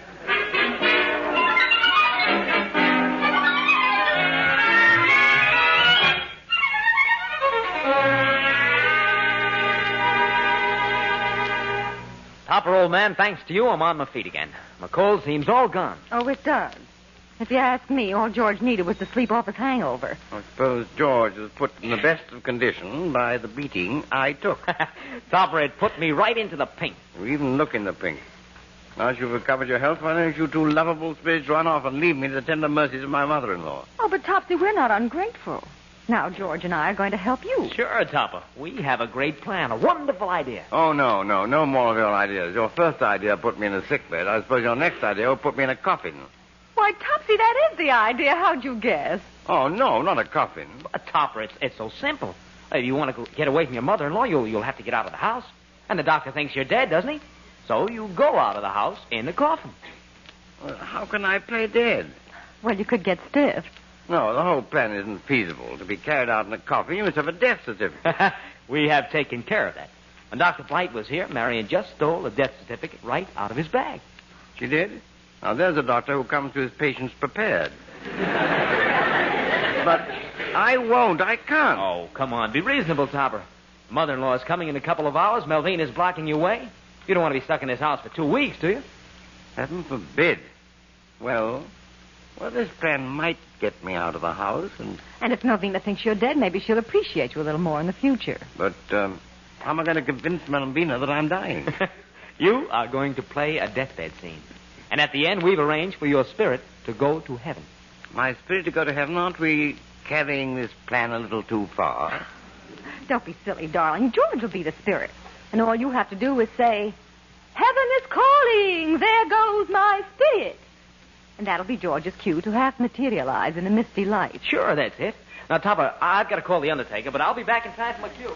Oh, Topsy, this is going to be the greatest deathbed scene since Camille. But, man, I hardly look like Garbo, you know. Now, darling, Melvina's in the next room. You go right ahead and call her, as if you were very, very ill. I'll try. Melvina? Oh, Melvina, come quickly. Oh, yes, Cosmo, I'm coming. What is it? Oh, Melvina, I think the time has come. Cosmo, what is it? Melvina, I think I'm dying. Oh, Cosmo, don't speak like that. How can you say you're dying? Exactly what part of your body hurts? I don't know, Melvina. I'm dying all over. Dear, maybe you'll feel better if I make you more comfortable. Now, I'll straighten your blanket. There. Cosmo, what is this piece of paper on your bed? Paper? What paper? Why, Cosmo, it's a death certificate. Your death certificate. Signed by Dr. Blight. Oh, but Cosmo, you're not dead yet. Well, he was so sure he probably left it in anticipation. Oh, Cosmo, you mustn't die. Oh, you mustn't leave me. Oh, isn't there something I can do for you? Melvina, you've done enough already. But I forgive you. Oh, Cosmo, if you only wouldn't die. You could come and go just as you please. Melvina, why didn't you tell me that 15 minutes ago? And now you're leaving me, Cosmo. You're going far away. Far, far away. I hadn't planned on going that far. Oh, Cosmo, dear, in your last moments, are you thinking of me? What thoughts are running through your brain? Well, I'm seeing my life pass before my eyes. Oh, yes. Yes, Cosmo. I'm seeing my carefree boyhood, my happy youth. And now, I'm getting married to you, Melvina. Yes. Yes, what do you see now, Cosmo? I've seen enough, Melvina. Oh, Cosmo. And now the time is getting short. Heaven is calling. There goes my spirit. Oh, Cosmo, don't say that. Heaven is calling. There goes my spirit. Oh, Cosmo, this must be the moment. Heaven is calling. There goes my spirit. Dear, why do you repeat that? I don't know what's holding up my spirit. But George hasn't come back yet, Top. I guess I'll have to take a hand. Oh, no. Cosmo, what's happening? There seems to be a wisp of smoke above the bed. No, Marion, no. Oh, why, it's beginning to take form. Oh, that couldn't be your spirit, Cosmo. It's forming in the shape of a woman. Maybe it's a Messenger from heaven. Why, the spirit is beckoning to you. The spirit is urging you to go with her. Oh, Cosmo, you're not leaving me. Yes, Malvina, the spirit is willing and my flesh is weak. Oh, Cosmo, come back. Cosmo, come back. Bye, Malvina. Goodbye.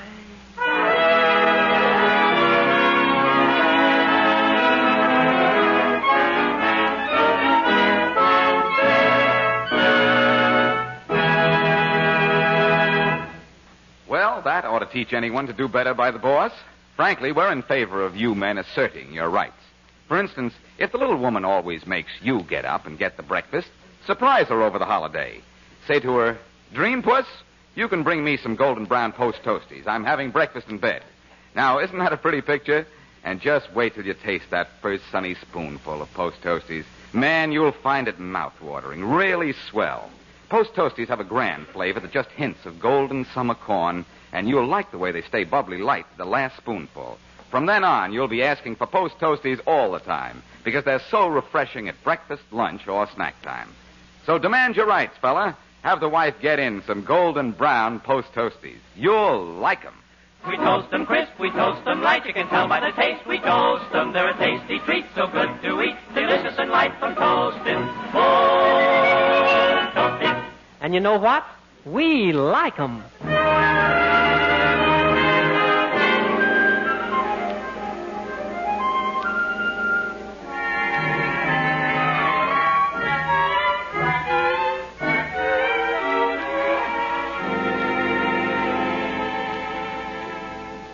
Man, that certainly was a great idea, convincing Malvina that I was dead. She's been in her room wailing for the last half hour. Oh, now, Topsy, stop fretting. You'll be out of here soon. You just leave everything to me. Man, you're invisible. What can you do? Well, if that's all that's worrying you, I'll materialize right now. Topper, here I come. Now that you see me, do you think I'm capable of doing something? Quite. Topsy, dear, you just relax. I'm going to take care of you.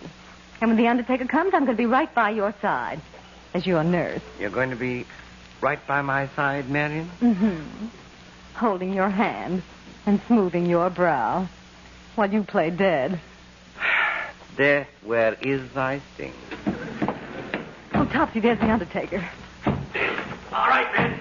Take it easy with that coffin. Customers are a dime a dozen, but coffins are valuable. This Topsy. Play dead. Okay, lady. Where's the body?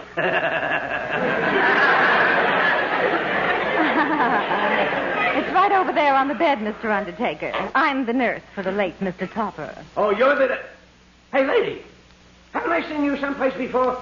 No, of course not. Are you sure we didn't bump into each other at a funeral? You must be mistaken. You know, that's funny. I could have sworn I buried somebody like you a couple of months ago. You know, never forget a good-looking corpse. Mr. Undertaker, don't you think that you'd better get on with your job? Oh, yeah, sure. Okay. Well, where's the death certificate? Certificate? Oh, the certificate. Now, what I do with it? Here it is, right on the bed, Mr. Undertaker. All right, thanks a lot, mister. Hey, wait a minute. I could have sworn I heard the corpse talk. Now, you know that's nonsense. A corpse can't talk. Listen, I know it, lady. You know it. But does the corpse know it? Well, surely a man in your profession doesn't believe in spirits. Confidentially, lady, sometimes I got my doubts. That what I put under the ground stays under the ground. Now, look, you're not trying to frighten me, are you? Look, don't scare you too, lady. You know, when that happens to a man in my business, it's time to retire. After all these dead people, it's such a pleasure to talk to a live, flesh and blood lady like you. Will you two stop talking nonsense and get me out of this house before Malvina gets back? Yeah.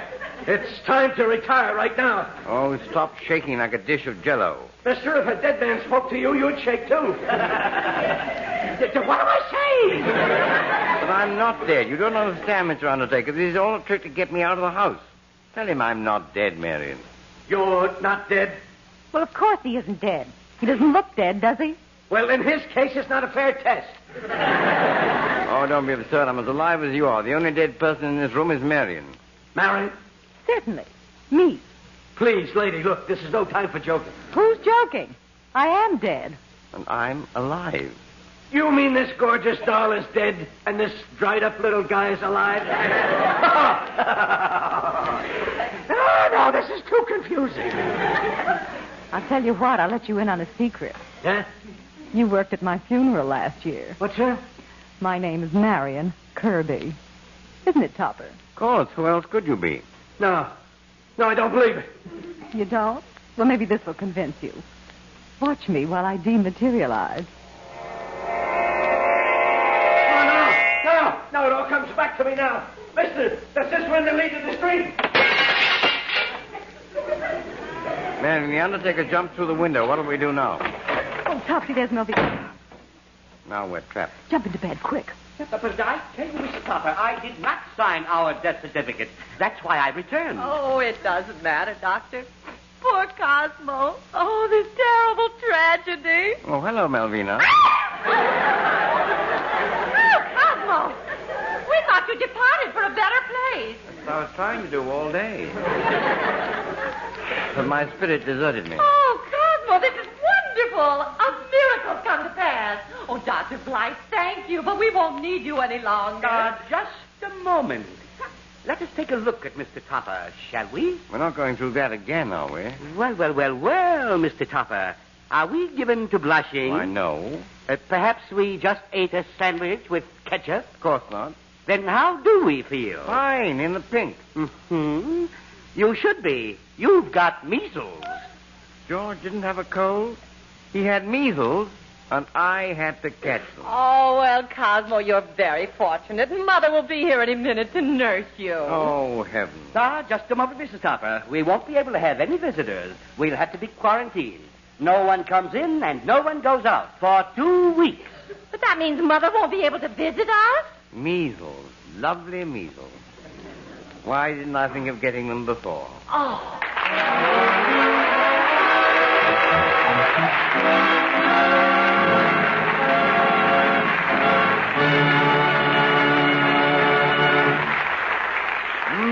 So good to the last drop. Ask anybody what product's known by those words. The answer's certain to be Maxwell House Coffee.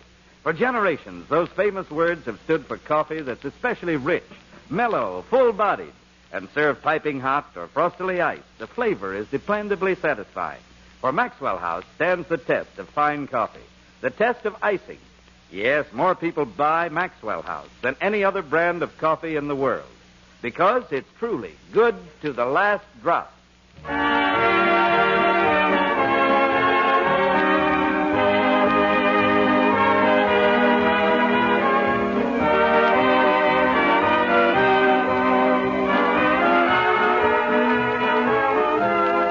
Be sure to tune in next week when Topper visits a spiritualist and takes his spirits along with him. Remember, Topper next week, same time, same station. This is Dick Calmer saying good night for the makers of those bubbly light crisper cornflakes, Post Toasties.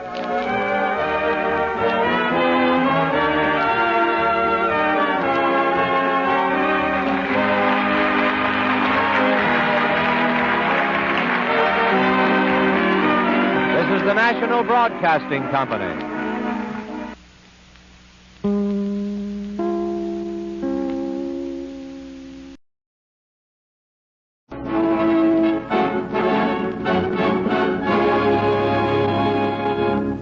Afloat with Henry Morgan.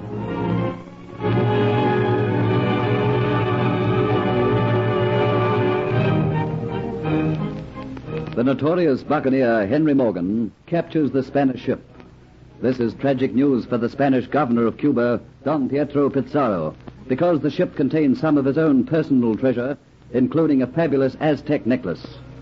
Diaz, a renegade Spanish member of Morgan's crew, covets the necklace to give to Kitty, the serving wench at the Dolphin Tavern in Port Royal. He incites 2 members of the crew to kill Morgan. Morgan is saved by a stranger, and they go to the Dolphin Tavern. Kitty is taken by this man, who says his name is Jeffrey Hunter. But she is more taken by the necklet, which is shown to her by Morgan. And after they leave, she tells Diaz that she'll be his woman if he gets for her the Aztec necklace. And I mean it, Diaz. Get me that necklet and I'll be yours. You're not, Kent. That is something I've dreamed of doing. The moment I set my eyes on it, I could see it lying around your white neck. In my mind, I could see myself fastening it there. Tonight you did boast loud and long as to how you could buy my freedom to make me yours. You don't need to buy it now. Just give me the necklace as proof of your love. Oh, you give a man a hard task. It isn't easy to take anything from Captain Morgan when he decides it for himself. Then mayhap if I'm nice to Captain Morgan, he will give it to me of his own accord. You want No, I just fancy that necklace. Remember, dear, there are plenty here in this tavern this very night who would willingly get it for me at the price I'm offering. Someday you will drive me to a state when I will kill you. A woman can make a man jealous only so far, and then after that it's dangerous for a woman. Or mayhap the tall, handsome stranger who was with Captain Henry could get it for me. You drive me crazy. What was it Morgan was talking to the man about? Who is he? Oh, how do I know? Would you like to know more about the handsome stranger? I distrust this sudden friendship. Mayhap I could find out from the man all about himself. You'll leave him alone, or by heaven I'll kill you. You get the necklet for me, and then you'll have no need to be jealous. You attract me, dears. A lot. I could be happy with you if I had the necklet. That's my price. Bring me the necklet, and you need never have any jealousies of any other man.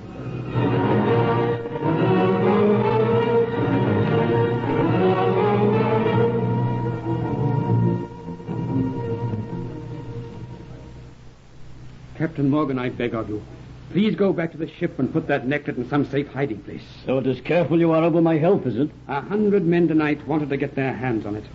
And you're fool enough to roam this part of Port Royal at night alone. Next time, mayhap, I'll not be about when you're set upon. Relieve me temporarily of the necklet. Here, take it.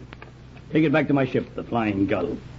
Captain Morgan, you trust me enough to give me the necklet with instructions to take it back to your ship? Aye, Hunter, that's what I said. I trust as a reward for the service you did me tonight. Wait aboard ship till I return. Here, take this ring.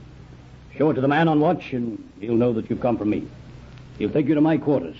Wait there until I return. When will that be? That I don't know. I have business to attend to, but I'll see you, Hunter, back aboard the Flying Gull.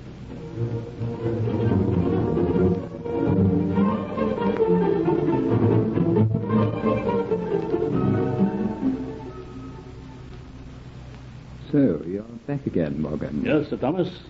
I must apologize for this late visit, but I was detained in town. Your trip was successful. Highly successful, Your Excellency. I'm glad that you dared before coming to see me. While you're away, things have changed, Morgan. Changed considerably. What mean you? I have received from England documents set with the Royal Seal. Documents which came directly to me as Sir Thomas Motford, Governor of Jamaica, not to the Assembly. And these documents contained what, Sir Thomas? Spain has protested to England against men of your type. England is beginning to frown on buccaneers. I've been asked to see that it's stopped. No laughing matter, Morgan. No laughing matter at all. I know it is a serious matter. It was not that I was laughing at. It was that you should be ordered to stamp out this notorious practice. I am here to carry out the King's wishes. Aye, publicly, you old rogue, but not on the sly. Publicly, you must condemn me, but privately, you give me welcome when I return from my trips. That's how it is it not? Aye, that's how it is, Morgan. But I have a solution. Good. Let me hear it. An admiral could not be a buccaneer, could he? Aye, St. David. Is that what you have in mind? You line my pockets well, Morgan. I seek not to lose that which you put into my coffers. But I must obey the King's instructions. You understand that. As Governor of Jamaican waters, I will give you a cloak of respectability. And the moment you sail into Port Royal, you will become my Vice Admiral. What you do beyond Jamaican waters, of course, is beyond my control. You sly fox. And what of the other buccaneers? Those who don't join your fleet will be hunted down and wiped out. Oh, so that's what it is it? You're giving me a license. You're granting me a license to become the chief buccaneer of the Caribbean. Oh, no. I'm creating you Vice Admiral with the power to find your own fleet. Your main task will be to drive the other buccaneers off the seas. Of course, what you do beyond the seas of Jamaica is entirely your own business. For creating this position for you, I naturally require recompense. And recompense you shall have, man. Well, you'd better see I get it, Morgan, because I am supreme on this island. My word is law. I hold your destiny in my hands. Oh, that reminds me. I received another mail on the last packet that arrived.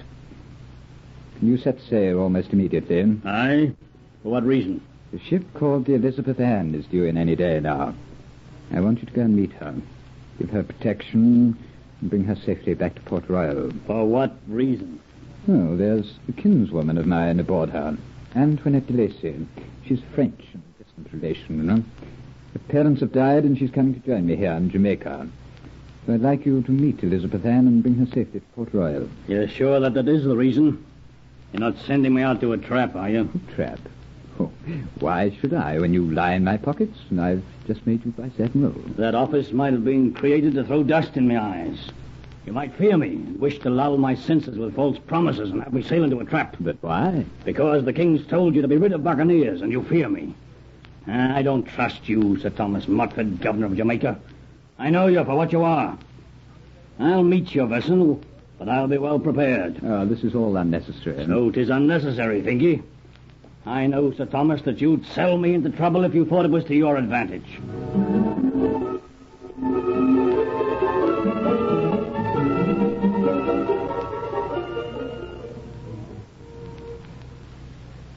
When I heard you wanted to see me, Cortez, I could not believe my ears. After giving you another ship, don't tell me you have failed me a second time. No, Your Excellency, Don Pietro. I have come to tell you that I have redeemed myself. Redeemed yourself? Cortez, what do you mean? 2 days out from Cuba, I sighted a ship. I recognized her as British. I engaged her in combat. And I have captured her. Spain is avenged for the loss of my other ship. Indeed? Is that so? Yes. And did this British ship carry as much treasure as the ship you lost? Has that been replaced? I ask you, Cortez, have you replaced the fabulous Aztec necklet? Their cargo, senor, was mainly silks and other goods sent for trade in Jamaica. A mere pettiness to the cargo you lost. Was she carrying passengers? Quite a number.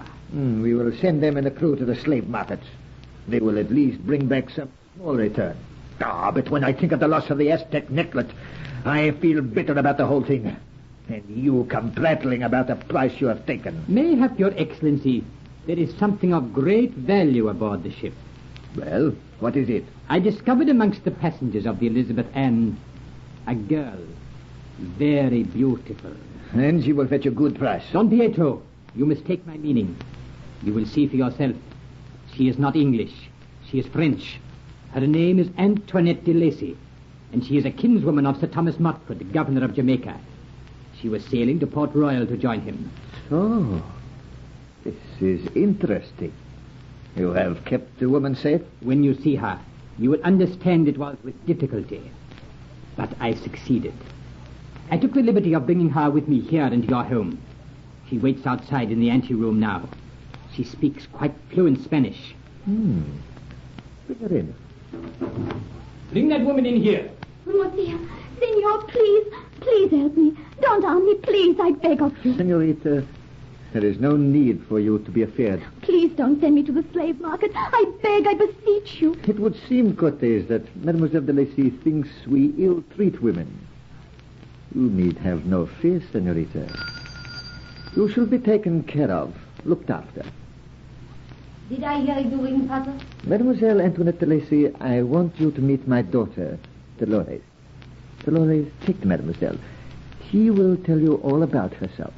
Treat her like an honored guest. I will see you in a very short while, just when I finish speaking with Cortez. See, Papa. Come with me, please. Oh, you are right, Cortez. You have brought me a treasure, the kinswoman of Sir Thomas Motford. I know Sir Thomas works hand in glove with that pirate Henry Morgan. So, in exchange for Morgan, Sir Thomas will have returned to him his kinswoman, Mademoiselle de Lacy. Messages must be sent to him immediately, at once.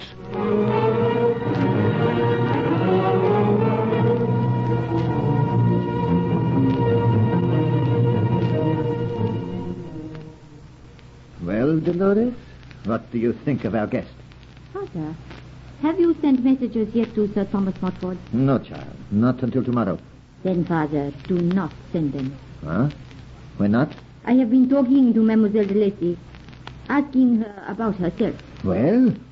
She has never seen Sir Thomas Motford. He has never seen her. As you know, I speak French and English very well. Si, but where is this leading to, Dolores? My Aztec necklace went to Jamaica. I want it back. Now is the chance to get it back myself and to trap Henry Morgan at the same time. I will go to Jamaica masquerading as Antoinette de Lacy.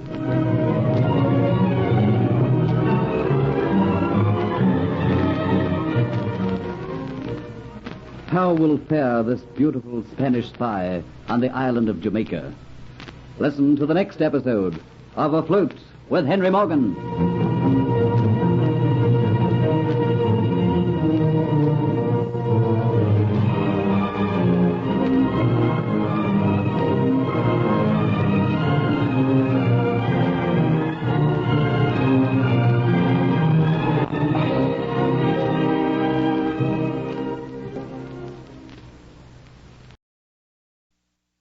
Murder at Moat House Farm.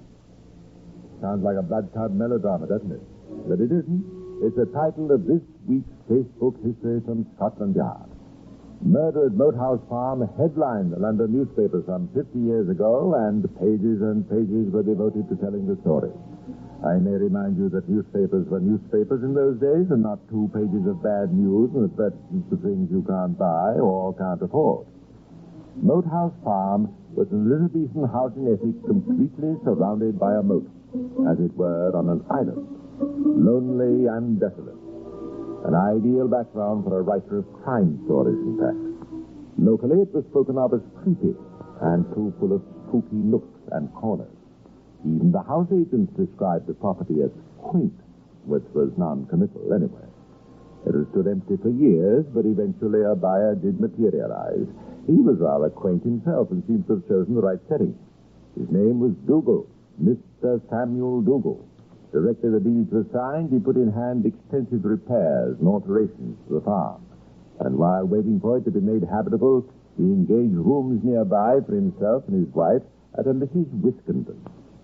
Now, this is a true story about real people. But no blood-tub melodrama could open more realistically than on that stormy night in January when Mr. and Mrs. Dougal arrived at their lodging.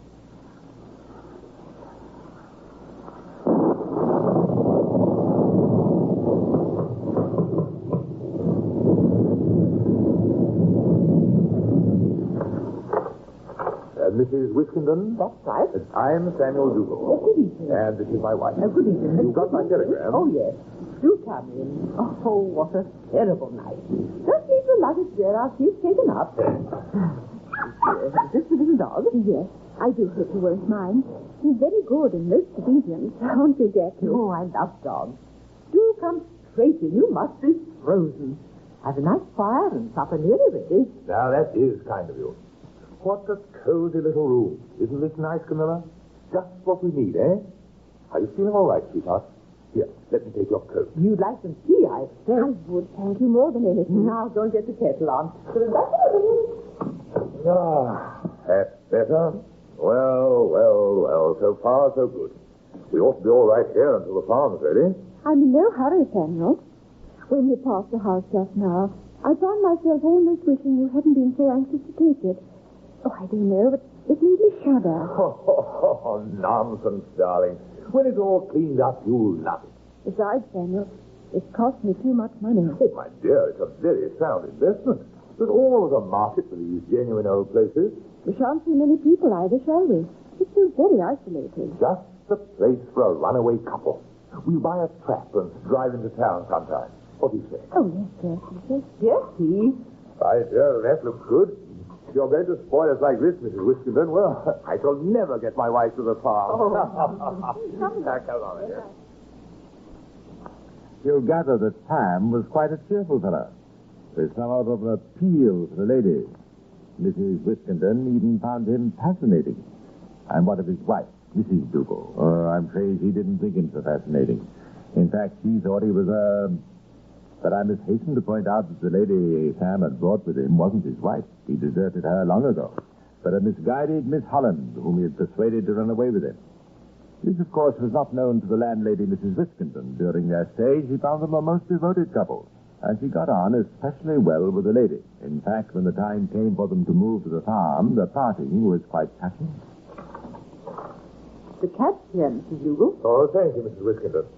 Darling, you wait here till I get the luggage on. It's bitterly cold outside. Oh, dear, I do hate parking, don't you? I'm going to miss you, dear. But we're not parting for long. Remember your promise? As soon as you can arrange things, you're coming to help us at Moat House Farm. Well, if you really would like me to. Goodbye, Jessie. I don't believe he wants to go either. But he's got to look after me in that great dark house.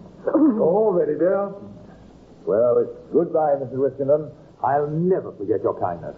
Do come to the farm as soon as you can. Goodbye, and all the luck in your new home. Now, come along, dear. Yes, I've got to. Right, you are, Sex. Come on, me baby. Come on. Goodbye. You'll hear from me quite soon.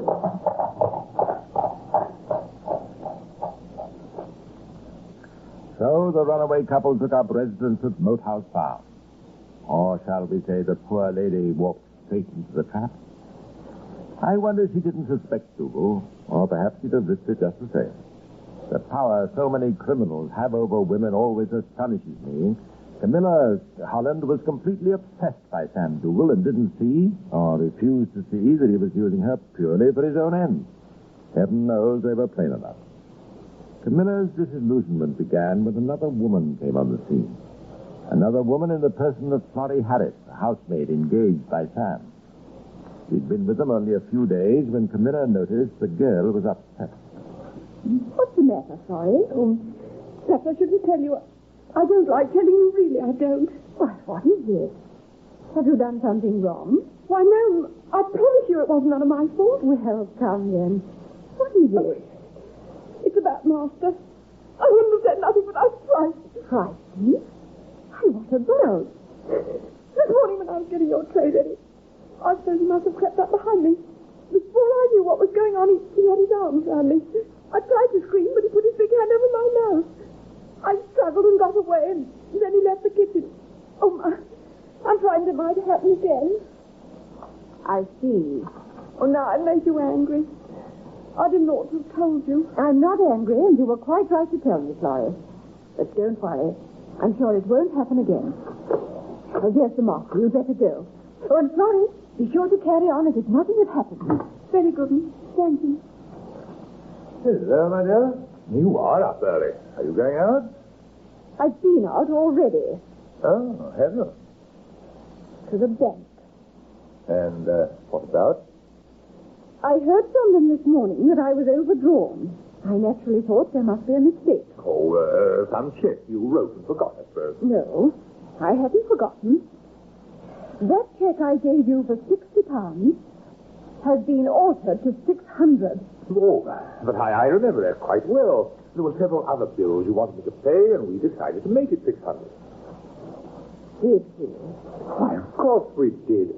You've several dividends due this month, haven't you? I believe so. Oh, so it's all right then. Is it? You want cheering up. Now, let's drive over to the Crown and have lunch, shall we? Very well, if you want to. Fine, now, come along, give me a kiss. Now, if Dougal's object in taking Camilla to Moat House Farm was to gain possession of her considerable fortune, he wasn't very clever in the way he went about it. No doubt he thought her an easy victim and became careless. The changing of the £60 check to 600 was only one of the many ways in which he proceeded to rob her.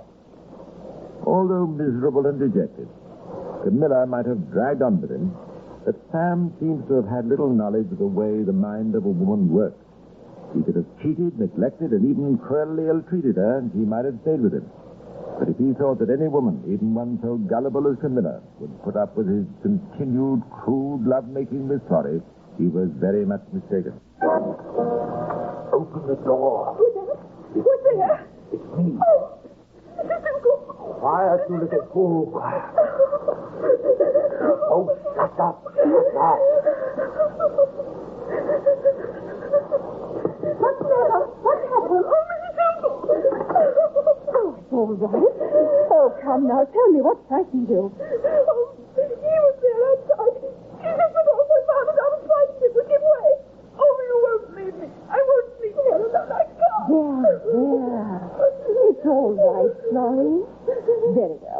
I'll stay with you. I'll bolt the door again.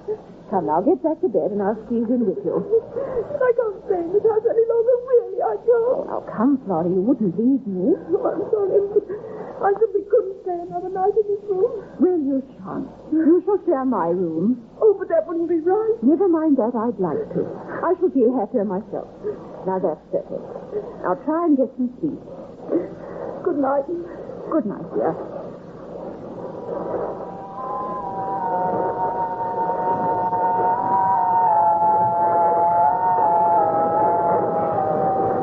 But if the maid stepped peacefully, we may be sure the mistress did not. What could she do? If she left Sam, where would she go? She cut herself adrift from all her friends and all her relations when Sam persuaded her to run away with it. Now she felt outraged. But she must go carefully. Sam had control of most of her possessions. She must get advice from somewhere. The next day she'd go to town on some pretext. She wouldn't say anything about Florrie to Sam, no. No, she'd go on just as if nothing had happened. Now, if Camilla had kept to this plan, perhaps the end of this story might have been different. But alas, when the time came, Camilla couldn't resist making reproaches. She even went on to hint that she had plans that might prove very awkward for Sam. Who is the statesman who remarked, "I have never regretted anything I have not said"? If observed, that counsel would save much trouble in the world. To Camilla, that counsel might have saved her life. Next morning, Sam, spruce and seemingly very pleased with himself, came to Camilla's room. Good morning, good morning. Lovely day. How is my sweetheart? I'm quite well, thank you, Sam. Give me a kiss. No, please, Sam. Yes, I say, what's the matter? Nothing, Sam. Please leave me alone. Why should I leave you alone? What's this? Why have you got out a suitcase? Because I'm going to leave you. Oh, how could you? In my own home, and with a servant. Oh, that's it. I thought I heard Florrie screaming. What nonsense. I was setting a clock. It knocks against the wall and you wind it. Don't lie to me. You must think I'm a poor fool. But I've had enough. Don't be silly, Camilla. You're so suspicious. You'll soon see if I'm only suspicious. I'm going to... You're going to tell somebody about your bad husband, aren't you? Well, I don't trust you, Sam, and you know it. I see. When are you going? On the 2:45, I think. Well, I'll drive you to the station. Oh, don't trouble. I'll get a cab. No trouble. And after you've seen whoever it is and you've been told how silly and suspicious you are, you'll come back, I suppose. I've got to come back. I've got to come back tonight. Until something's settled, I've nowhere to go. Oh, come now, Camilla. You're just upset. If you want to go up to town and talk to somebody about your affairs, well, go ahead. But don't worry. I'll look after you. He'll look after her. Sam Dougal well knew that if Camilla sought advice and inquiries were started, it would be the end of him. His criminal record was long and bad. Something had to be done. About 2 o'clock that afternoon, Camilla said goodbye to Florrie, gave instructions about feeding the dog and her husband, and told her she would be back in the evening. She then drove away with Dougal in a trap. Florrie never saw her mistress again.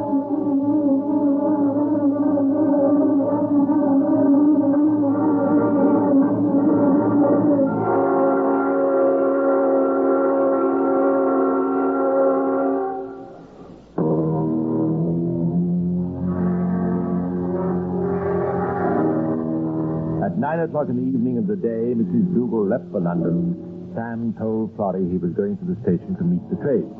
For a moment, Florrie was relieved at the thought of her mistress's return. But there was no sound of the departing trap, and Florrie suddenly became terrified. What was he doing? An hour later, Dougal appeared again. Your mistress has not returned. You'd better go to bed. The girl, now thoroughly unnerved, spent a night of horror. But Dougal left her alone. His time was fully occupied. Next day, he told Florrie he'd had a letter from his wife saying she was going to take a short holiday. Florrie saw no postman or letter. Apparently, Dougal thought it was enough for him to say anything to be believed. But Florrie could stand no more. Her mother took her away that morning. So you see, things so far had worked out very well for our Mr. Dougal. Although Camilla had vanished into thin air, her dividends arrived regularly. Forgery had always proved a profitable sideline for Sam. He settled down to enjoy the kind of life he liked: fine house, no work, steady income. He also engaged a series of female servants of a certain type, which, shall we say, didn't add to his reputation as a worthy citizen. But otherwise he continued to live at Moat House Farm as if nothing unusual had happened. This, to say the least of it, was tempting fortune a little too far. A profligate whose wife had mysteriously disappeared was a breath of life for local gossip, and as time went on, this gathered momentum. Our old friend Mrs. Wiskenden, for instance, had something to say. Oh, my dear, such a strange thing happened. When Mr. and Mrs. Dougal stayed with me, do you remember my telling you about her little dog? Yes, of course. You told me how fond he was of her. That's right. Jackie. Remember? Yes. Well, the other night, I thought I heard a dog whining. Mm-hmm. I looked out, and there he was on the steps. And when I patted him, he began to howl. That is queer. Yes, very mournful. Made me shudder. I finally got him to stay, but I was so upset that I wrote to Mrs. Dougal. What did you say? Well, she didn't reply. Mm-hmm. But next day, Mr. Dougal called and took Jackie away. Mm. Of course, I asked him about his wife, but I couldn't get anything out of him. Well, nothing satisfactory anyway. I've not seen her for ever so long. Nor have I. Then it's stupid of me.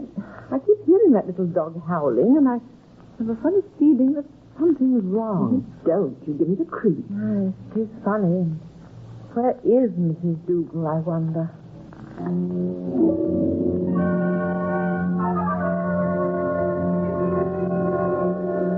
Where is Mrs. Dougal, I wonder? That was a question many were to ask as the weeks went by. Some dismissed it as idle gossip, but there was enough reason for suspicion to take root. She's left him, that's all, and I don't blame her. Funny couple anyway. He's not her sort. Ask for money if you ask me. Mrs. Dougal, Mrs. Nothing. He's not married to her. She's a Miss Holland. My dear, what do you think? You know that Mr. Dougal everyone's talking about? I hear he's locked his wife up in Moat House. Where is Mrs. Dougal? He says she's gone on holiday. If she's left town for good, why does the postman go on delivering letters for her? What's happened to her then? He's done her in, that's what. Where is Mrs. Dougal? Mrs. Stevens says she's seen the new girl he's got up there wearing one of Mrs. Dougal's coats. I wouldn't be surprised what he's done. Where is Mrs. Dougal? The order search for house. Where is Mrs. Dougal? He's murdered her, all right. Why don't the police do something? Where is Mrs. Dougal? What's he done with the body? That's what I want to know. Where is Mrs. Dougal? Where is Mrs. Dougal? Where is Mrs. Dougal?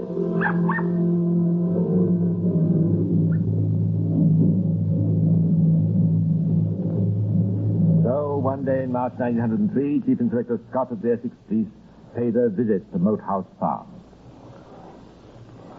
I expect you know, Mr. Dougal, there's a lot of talk going on in the village about your wife. Why, I know there's a lot of stupid gossip started by that housemaid we had here. Oh, well, we can soon settle that. Just tell me where she is and where Well, that's just it. I can't tell you. I saw her off to London and expected her back the same night. She wrote saying she was taking a holiday, and that's the last I heard of her. I see. They say you had a quarrel with her. Oh, there's that girl, Polly Harris again. We had a tiff. She got jealous. Nothing to it. You know what women are. Your present servant has been seen wearing a gold watch and chain. Did they belong to your wife? No, they did not. I see. Well, Mr. Dougal, you know how it is. People talk. They even say you got your wife shut up in this house. Suppose you just show me round and I'll be able to stop all the chatter. Of course, I'll show you around with pleasure. Then they'll have to find something else to talk about.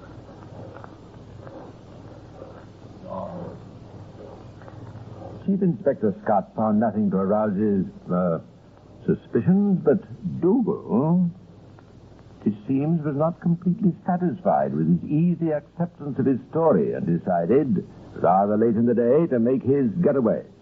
To this end, he withdrew all the money he kept at two local banks, and one morning the villagers, as Dougal himself had suggested, had something else to gossip about. Now, Mr. Dougal had vanished. Meanwhile, Chief Inspector Scott had been making considerable progress. He had ascertained that certain papers regarding Moat House Farm had ostensibly been signed by Mrs. Dougal a few days before. He also succeeded in tracing a nephew of Mrs. Dougal, who had once visited the farm. This man was able to prove that the alleged signature of his aunt was a forgery. With this evidence, the police were able to act. First, get their man in custody on a charge of forgery. The other charge of murder, might come later. A warrant was issued for Dougal's arrest. Now, when Dougal withdrew his money from the two banks, he was paid in notes, 5 and 10 pound notes. For some reason that's beyond me, Dougal chose the Bank of England to change a 10 pound note into gold. Yes, gold was actually existed in those days. And in the Bank of England, a detective inspector is always present. Excuse me, sir. These notes form part of the forgery. You'll have to come with me to Scotland Yard. With our man now safely under lock and key, the police were faced with the formidable task of finding Mrs. Dougal, alive or dead. The Director of Prosecutions now took a hand, and Scotland Yard, in the person of Chief Inspector Bauer, was sent to Moat House Farm in charge of investigations with Chief Inspector Scott of the Essex Police. Now a methodical search of the house began. Every room, cellar, passage, cupboard, and attic was examined. Walls and ceilings tapped. Floorboards raised, and every possible space accounted for. But not a shred of evidence emerged. Next, they turned to the grounds. They began by dragging the moat. No result. Then they drained the moat. No result. Just a lot of mud. Inspector Scott stood on the bank rather dispirited. He took a stone and threw it into the moat. The mud was so thick the stone rested on the surface. What's your idea, Scott? Think the body is sunk under the mud? Might be. Well, the bricks you've just chucked in, didn't think? Body's heavier, and it might have been weighted. Well, mud's only in the center. How'd the body get out so far? Dougal may have weighted out with it. Well, you certainly asked for punishment. On we go, boys. Digging down into the mud in the moat was proceeded with during wet and misty weather, a gruesome and most unpleasant task. But no result.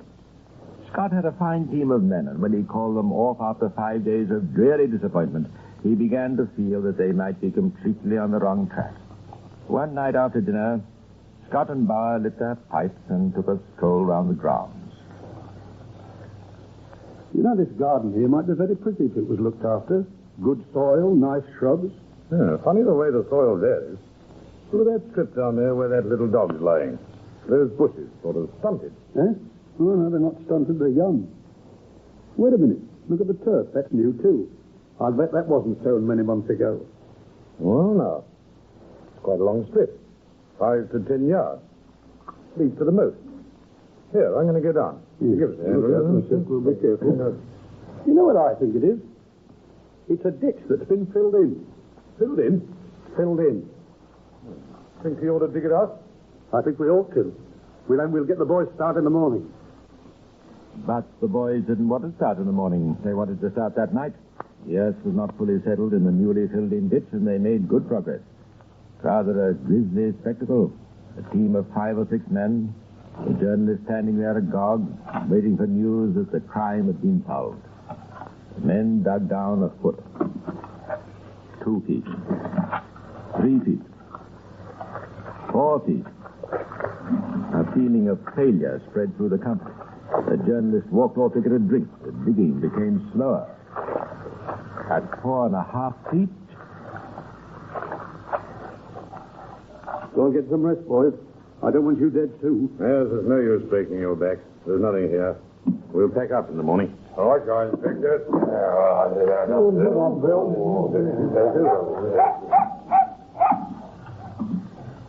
What's the matter with him? What are you digging for, old fellow? Whose dog is this? He belongs to Mrs. Dougal. Mrs. Dougal? Did he? Get back in, boys. Let's try another 10 minutes. And someone take that dog away. What are we trying to find? Australia? Moon's gone in. Can't see what I'm digging at. Makes me sick. Don't want to see anything. Whoa. What's this? Feels like a boot. Give it to me and everybody stop working. Yes. It's a boot, all right. A woman's boot.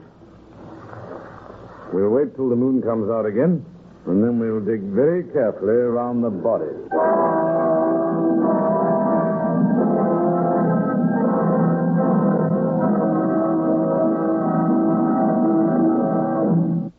morning everybody had the answer to the much-repeated question, where is Mrs. Dougal? Murdered and buried in a ditch.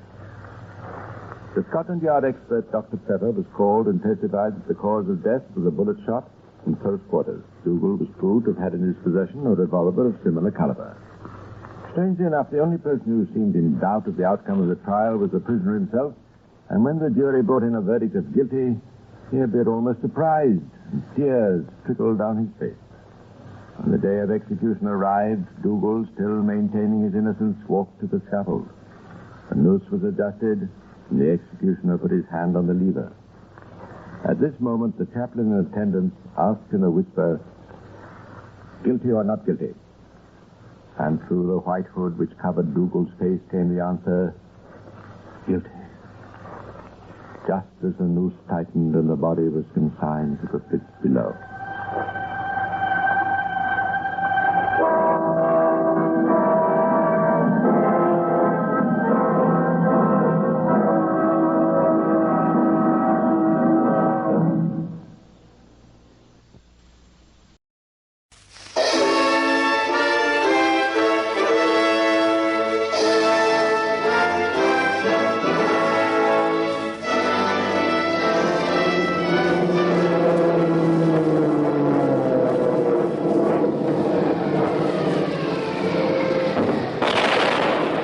To the men, living and dead, who did these things, we dedicate this program, The Dam Busters, presented by the author himself, Paul Brickhill, dramatized by Morris West, an Australasian radio production.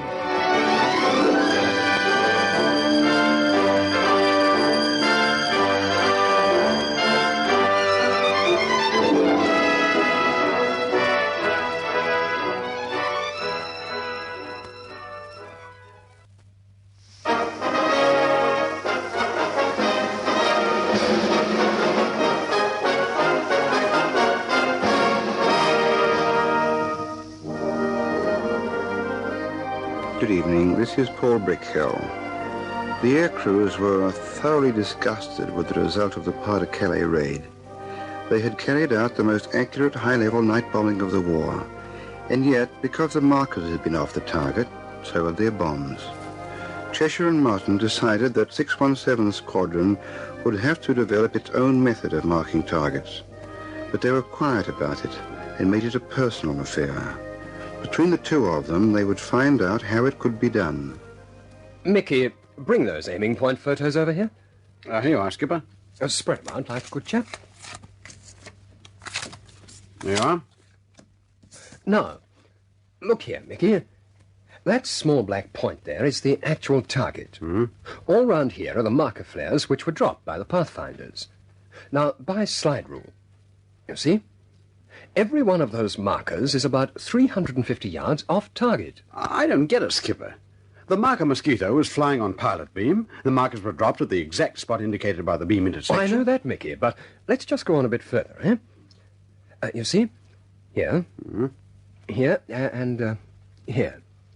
These are our bomb bursts. Dead on the markers. We did our part of the job, but the markers were wrong. That's exactly what I was coming to.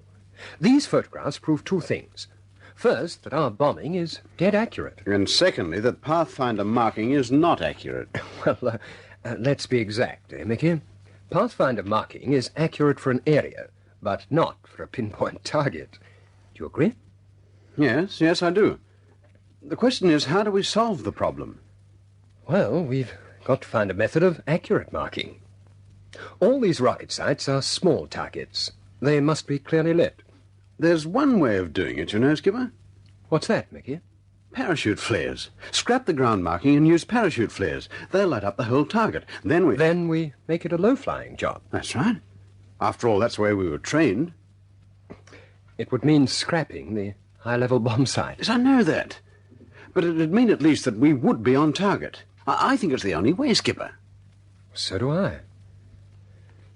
Well, I think we'd better talk to Cochrane about it.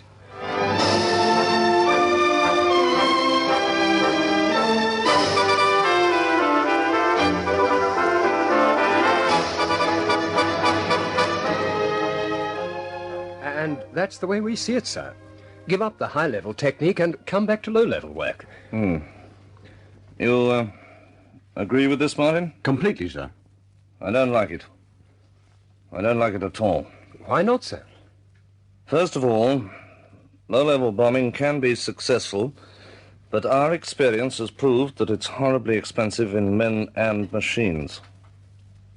It's cost us nearly a whole squadron, remember? You should know what happened on the canal raid, Martin. I know very well, sir. But if you're looking for a solution to your problem, I think that's the only one. I don't agree. What do you suggest, sir? I suggest that you two go off and give it some more thought. Get your squadron working and see if any other technique can be devised. Keep me posted on results. All right, sir, but I'm not very hopeful. Well, just do the best you can. That's all now. Thank you, sir. Good day. Good day, Treasurer. Martin.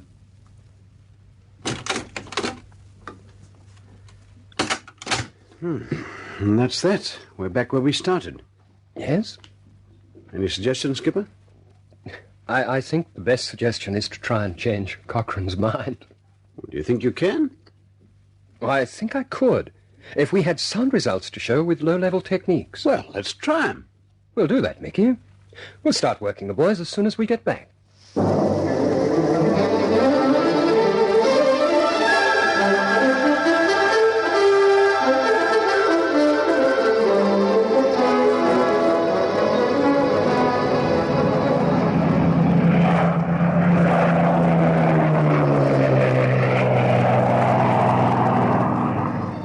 One gone.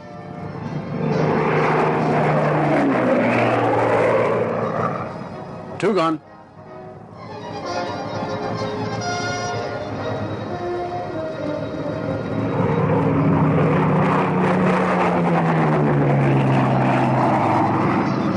Three gone.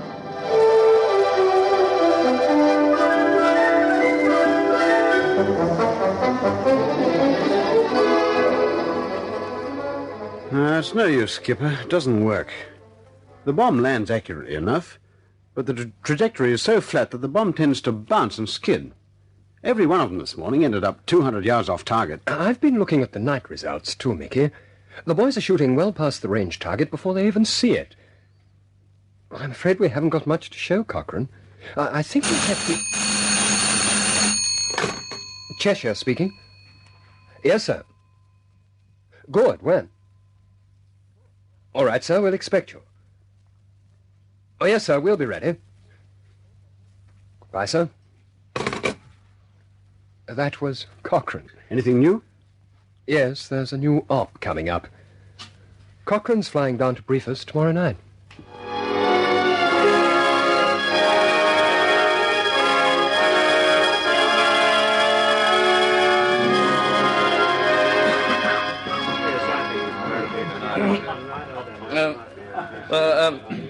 As you all know, chaps, we haven't had a great deal of success with pinpoint bombing from high level. That's not your fault. It's largely due to faults in our marking technique. Before we make any radical changes, however, we want to give it another try on a larger target. Your target for tonight is here.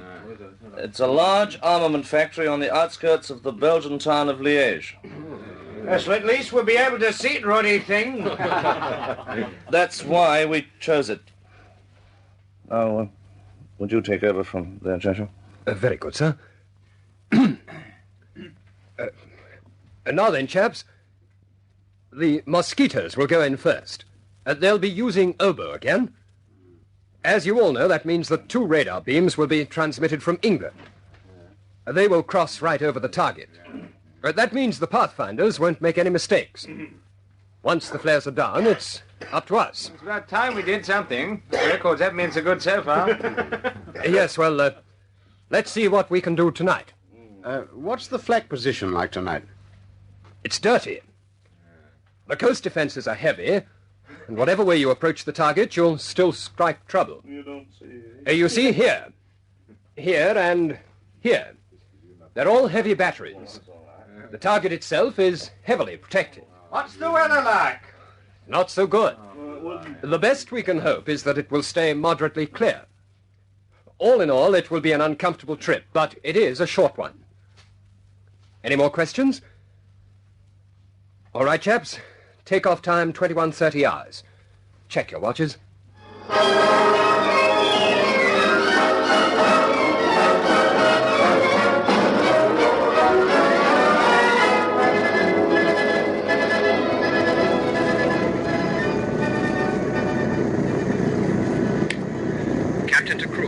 Captain to crew. I can't see a damn thing down there. How about you, bomb aimer? Bomb aimer to captain. Not a thing. Saw the flares go down, but the fog's so thick they don't mean anything. Should risk a drop, Skipper? No, bomb aimer. It's Belgium. Friendly territory. Too much chance of civilian casualties. No, we give it away and go home. Put me onto RT to the rest of the squadron. You're on, Skipper. This is Leader, calling all aircraft. The target is obscured by thick fog. We are going home. We are over friendly territory. No bombs are to be dropped. Repeat, no bombs are to be dropped. Over. This is Pete Popsy. Going home, Leader.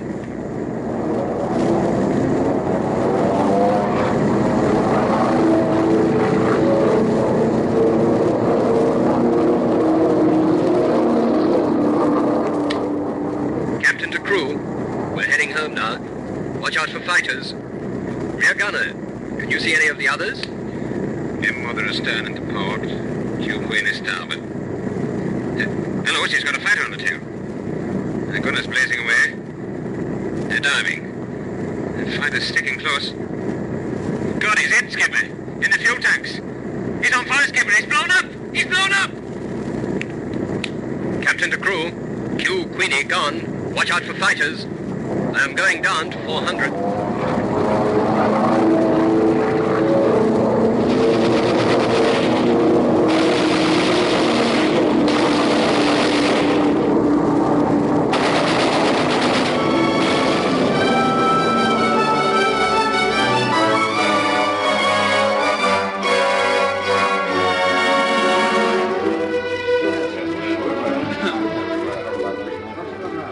Hello, Skipper. Hello, Mickey. Drink? I'll have a beer. All the reports in? Yeah. Everybody's home except Jeff Rice. We didn't expect him back. We saw him go. That leaves 4 of the old 617. We've taken a beating, really. Yes. By the way, Mickey, I'm going up to London tomorrow. Would you like to come? Sure. What's on? Christmas parcels for Stalag Luft 3. Oh. Don't you remember? Oh, I hope you've forgotten. Sure, I'll come.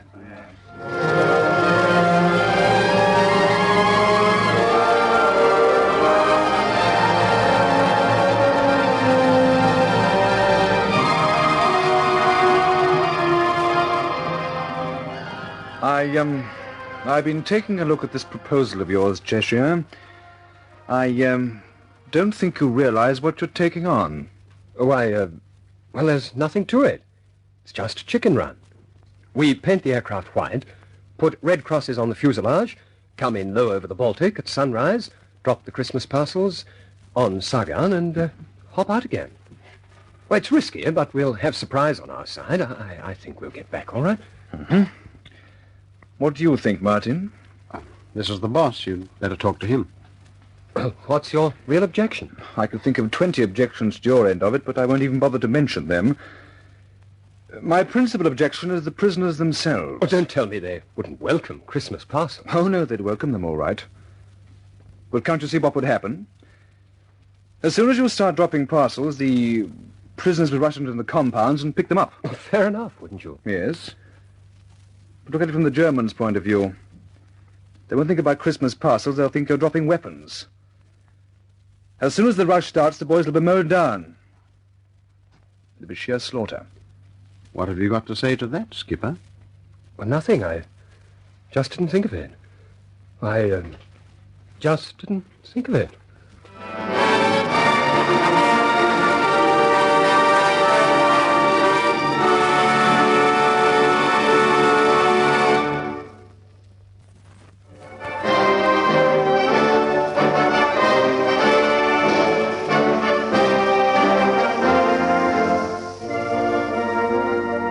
As a special duty squadron on new and rather hush-hush projects, 617 Squadron was badly located at Coningsby, so they were moved to Woodhall Spa, a one-squadron station where they could carry out their work in exclusive isolation.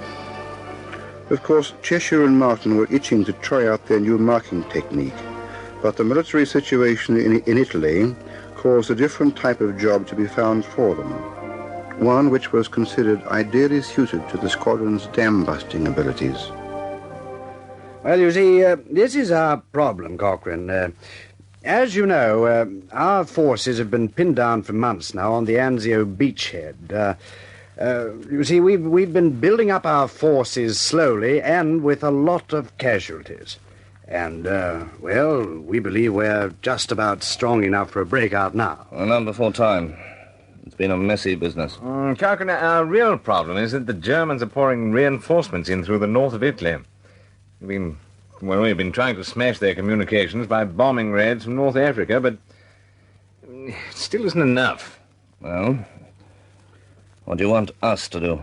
Well, we've been looking into the results of your dam-busting raid in Germany. Now, if we could do something similar in Italy, it could be an extraordinary help to us. Now, if you just look here at this map, this is Rome, and now just here is a very large dam. Actually, it's not a dam, it's a lake, which supplies water to Rome itself and to the whole of the Tiber Valley. Well, now, if we could smash that, we could cut the road clean across. That autostrada and the railway alongside it are Germany's only communications with Anzio. Yes, I see. Have you got any photographs of this thing? Yes, over here. A whole batch of them. I don't like the look of it. How high are these hills? And these here, 1,800 to 2,000 feet. Oh, blazes. Oh, this is a long way worse than... It's a long way worse than the Murner Dam. Can you do it? I'll have to practice first. You see, what it means is that the boys have to slide over that hill and come down from 1,800 feet to 60 feet, and they've only got 3,000 yards to do it. That's a steep dive even for a light aircraft. Well, with Lancasters, it's almost a suicide job. However, we'll try it out. Give me 10 days, I'll let you know. Very well, Cochrane, that's excellent. There's another thing, Cochrane. You won't be able to do this from England. It's too far. You'll have to work from North Africa. That means high-level security. If you transfer a whole squadron to North Africa and the Germans get wind of it, well, they'll put two and two together and the dam will be a death trap. It's enough of a death trap already. Oh, all right, gentlemen. Leave it to me. I'll see what I can do.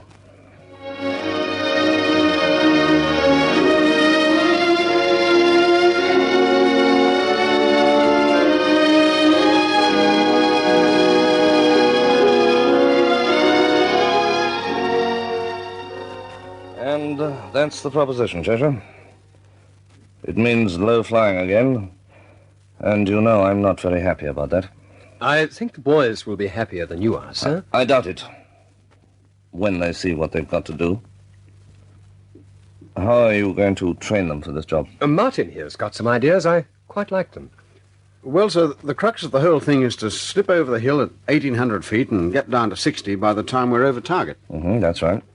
Well, sir, instead of trying to find a location for this training, we'll do it on the airfield itself. You see, we'll start at one end and set up a marker, and from that marker we measure out 3,000 yards, and then set up another marker. Now, when the boys cross the first marker, they'll be at 1,800. By the time they cross the second, they'll have to be down to 60. What do you think of that, sir? Yes, I like it. It'll reduce the risk of casualties while you're training. Yes. So far as I'm concerned, you can start it right away. Very good, sir. Anything else? No. No, thanks, Martin. Cheshire and I have some other things to discuss. You can leave us for a while. Very good, sir.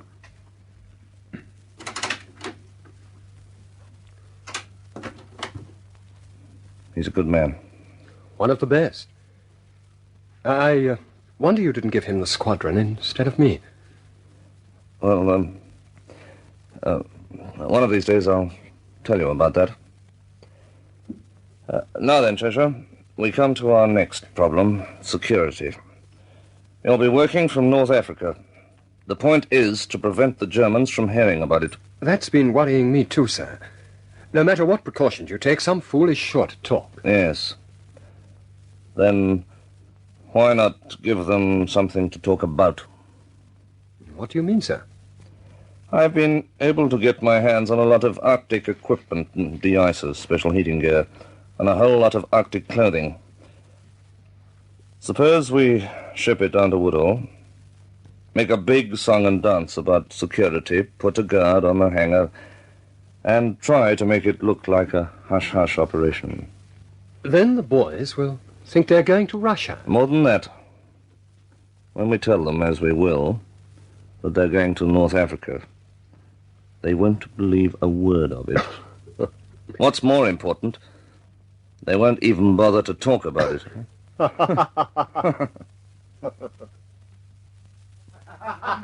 That's bomber command all over. North Africa, they say. They ram it down our necks, North Africa, and the very next day there's a hangar full of snowsuits. What do they think we are, nuts? Who knows? I might even marry a commissar. Female, of course, nothing all about Ponsonby. They'll send you to the salt mines if you do. What do you think this is, a rescuer? It's working, Mickey. Yes, as you say, Skipper, it's working. How's the training going? Oh, fair enough. It's damn dangerous, though. It's a hard dive even for a mosquito. I see. Anyway, if they're ready for it, I'd like to give them a run over the wash. They'll have to get used to leveling out over water. Okay, Skipper, I'll stack it up. Oh, you better come out and see how they go. All right. I'll be there, Mickey.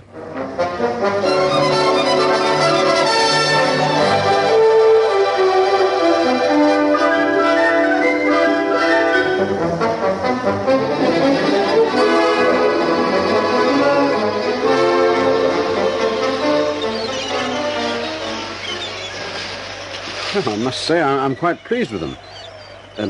What do you think, Skipper? Oh, good show, Mickey. How many more to come? Shaughnessy's the last. Let's see. Yes, I got him in the glasses now. There he is, way out.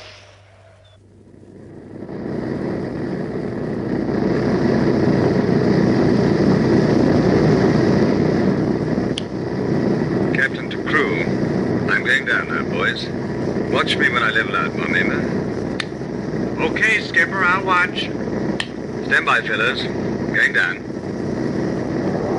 Here we go.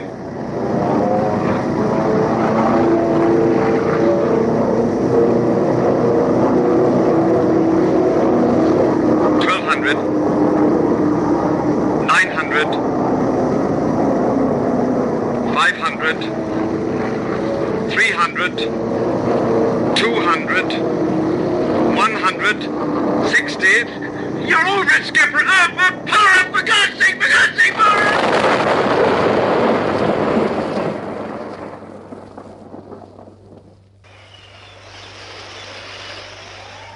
The wireless operator's all right. He was thrown clear. Broken arm, bruises. It's a ruddy miracle, you know. What about the others? Well, you saw it. Not a hope. It just burnt out. There's nothing more we can do here, Mickey. Let's go home.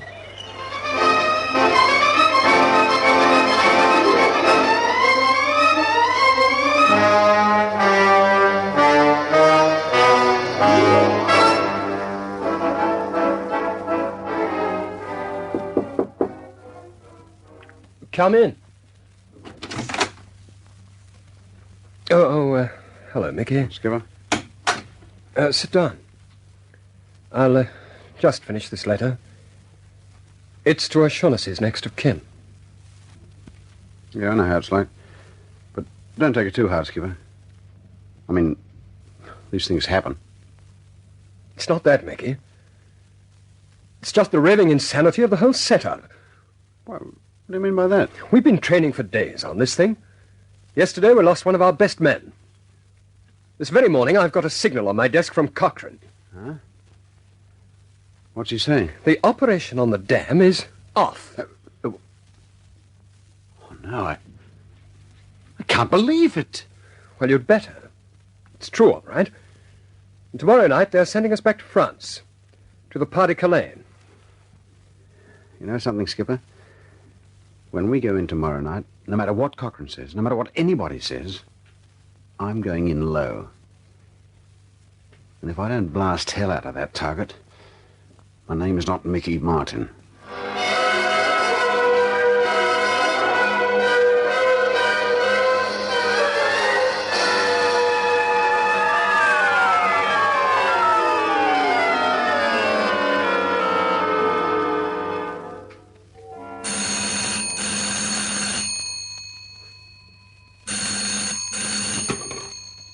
Cochrane here. It's the ops room here, sir. First news from 617. What does it say? Says, operation successful, casualties nil, coming home. Nice work. Thank you. Operation successful. I wonder how they did it. I wonder how they did it.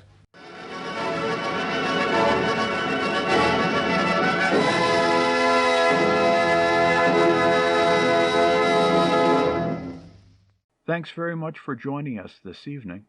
We're running late, so we'll leave things at sleep tight.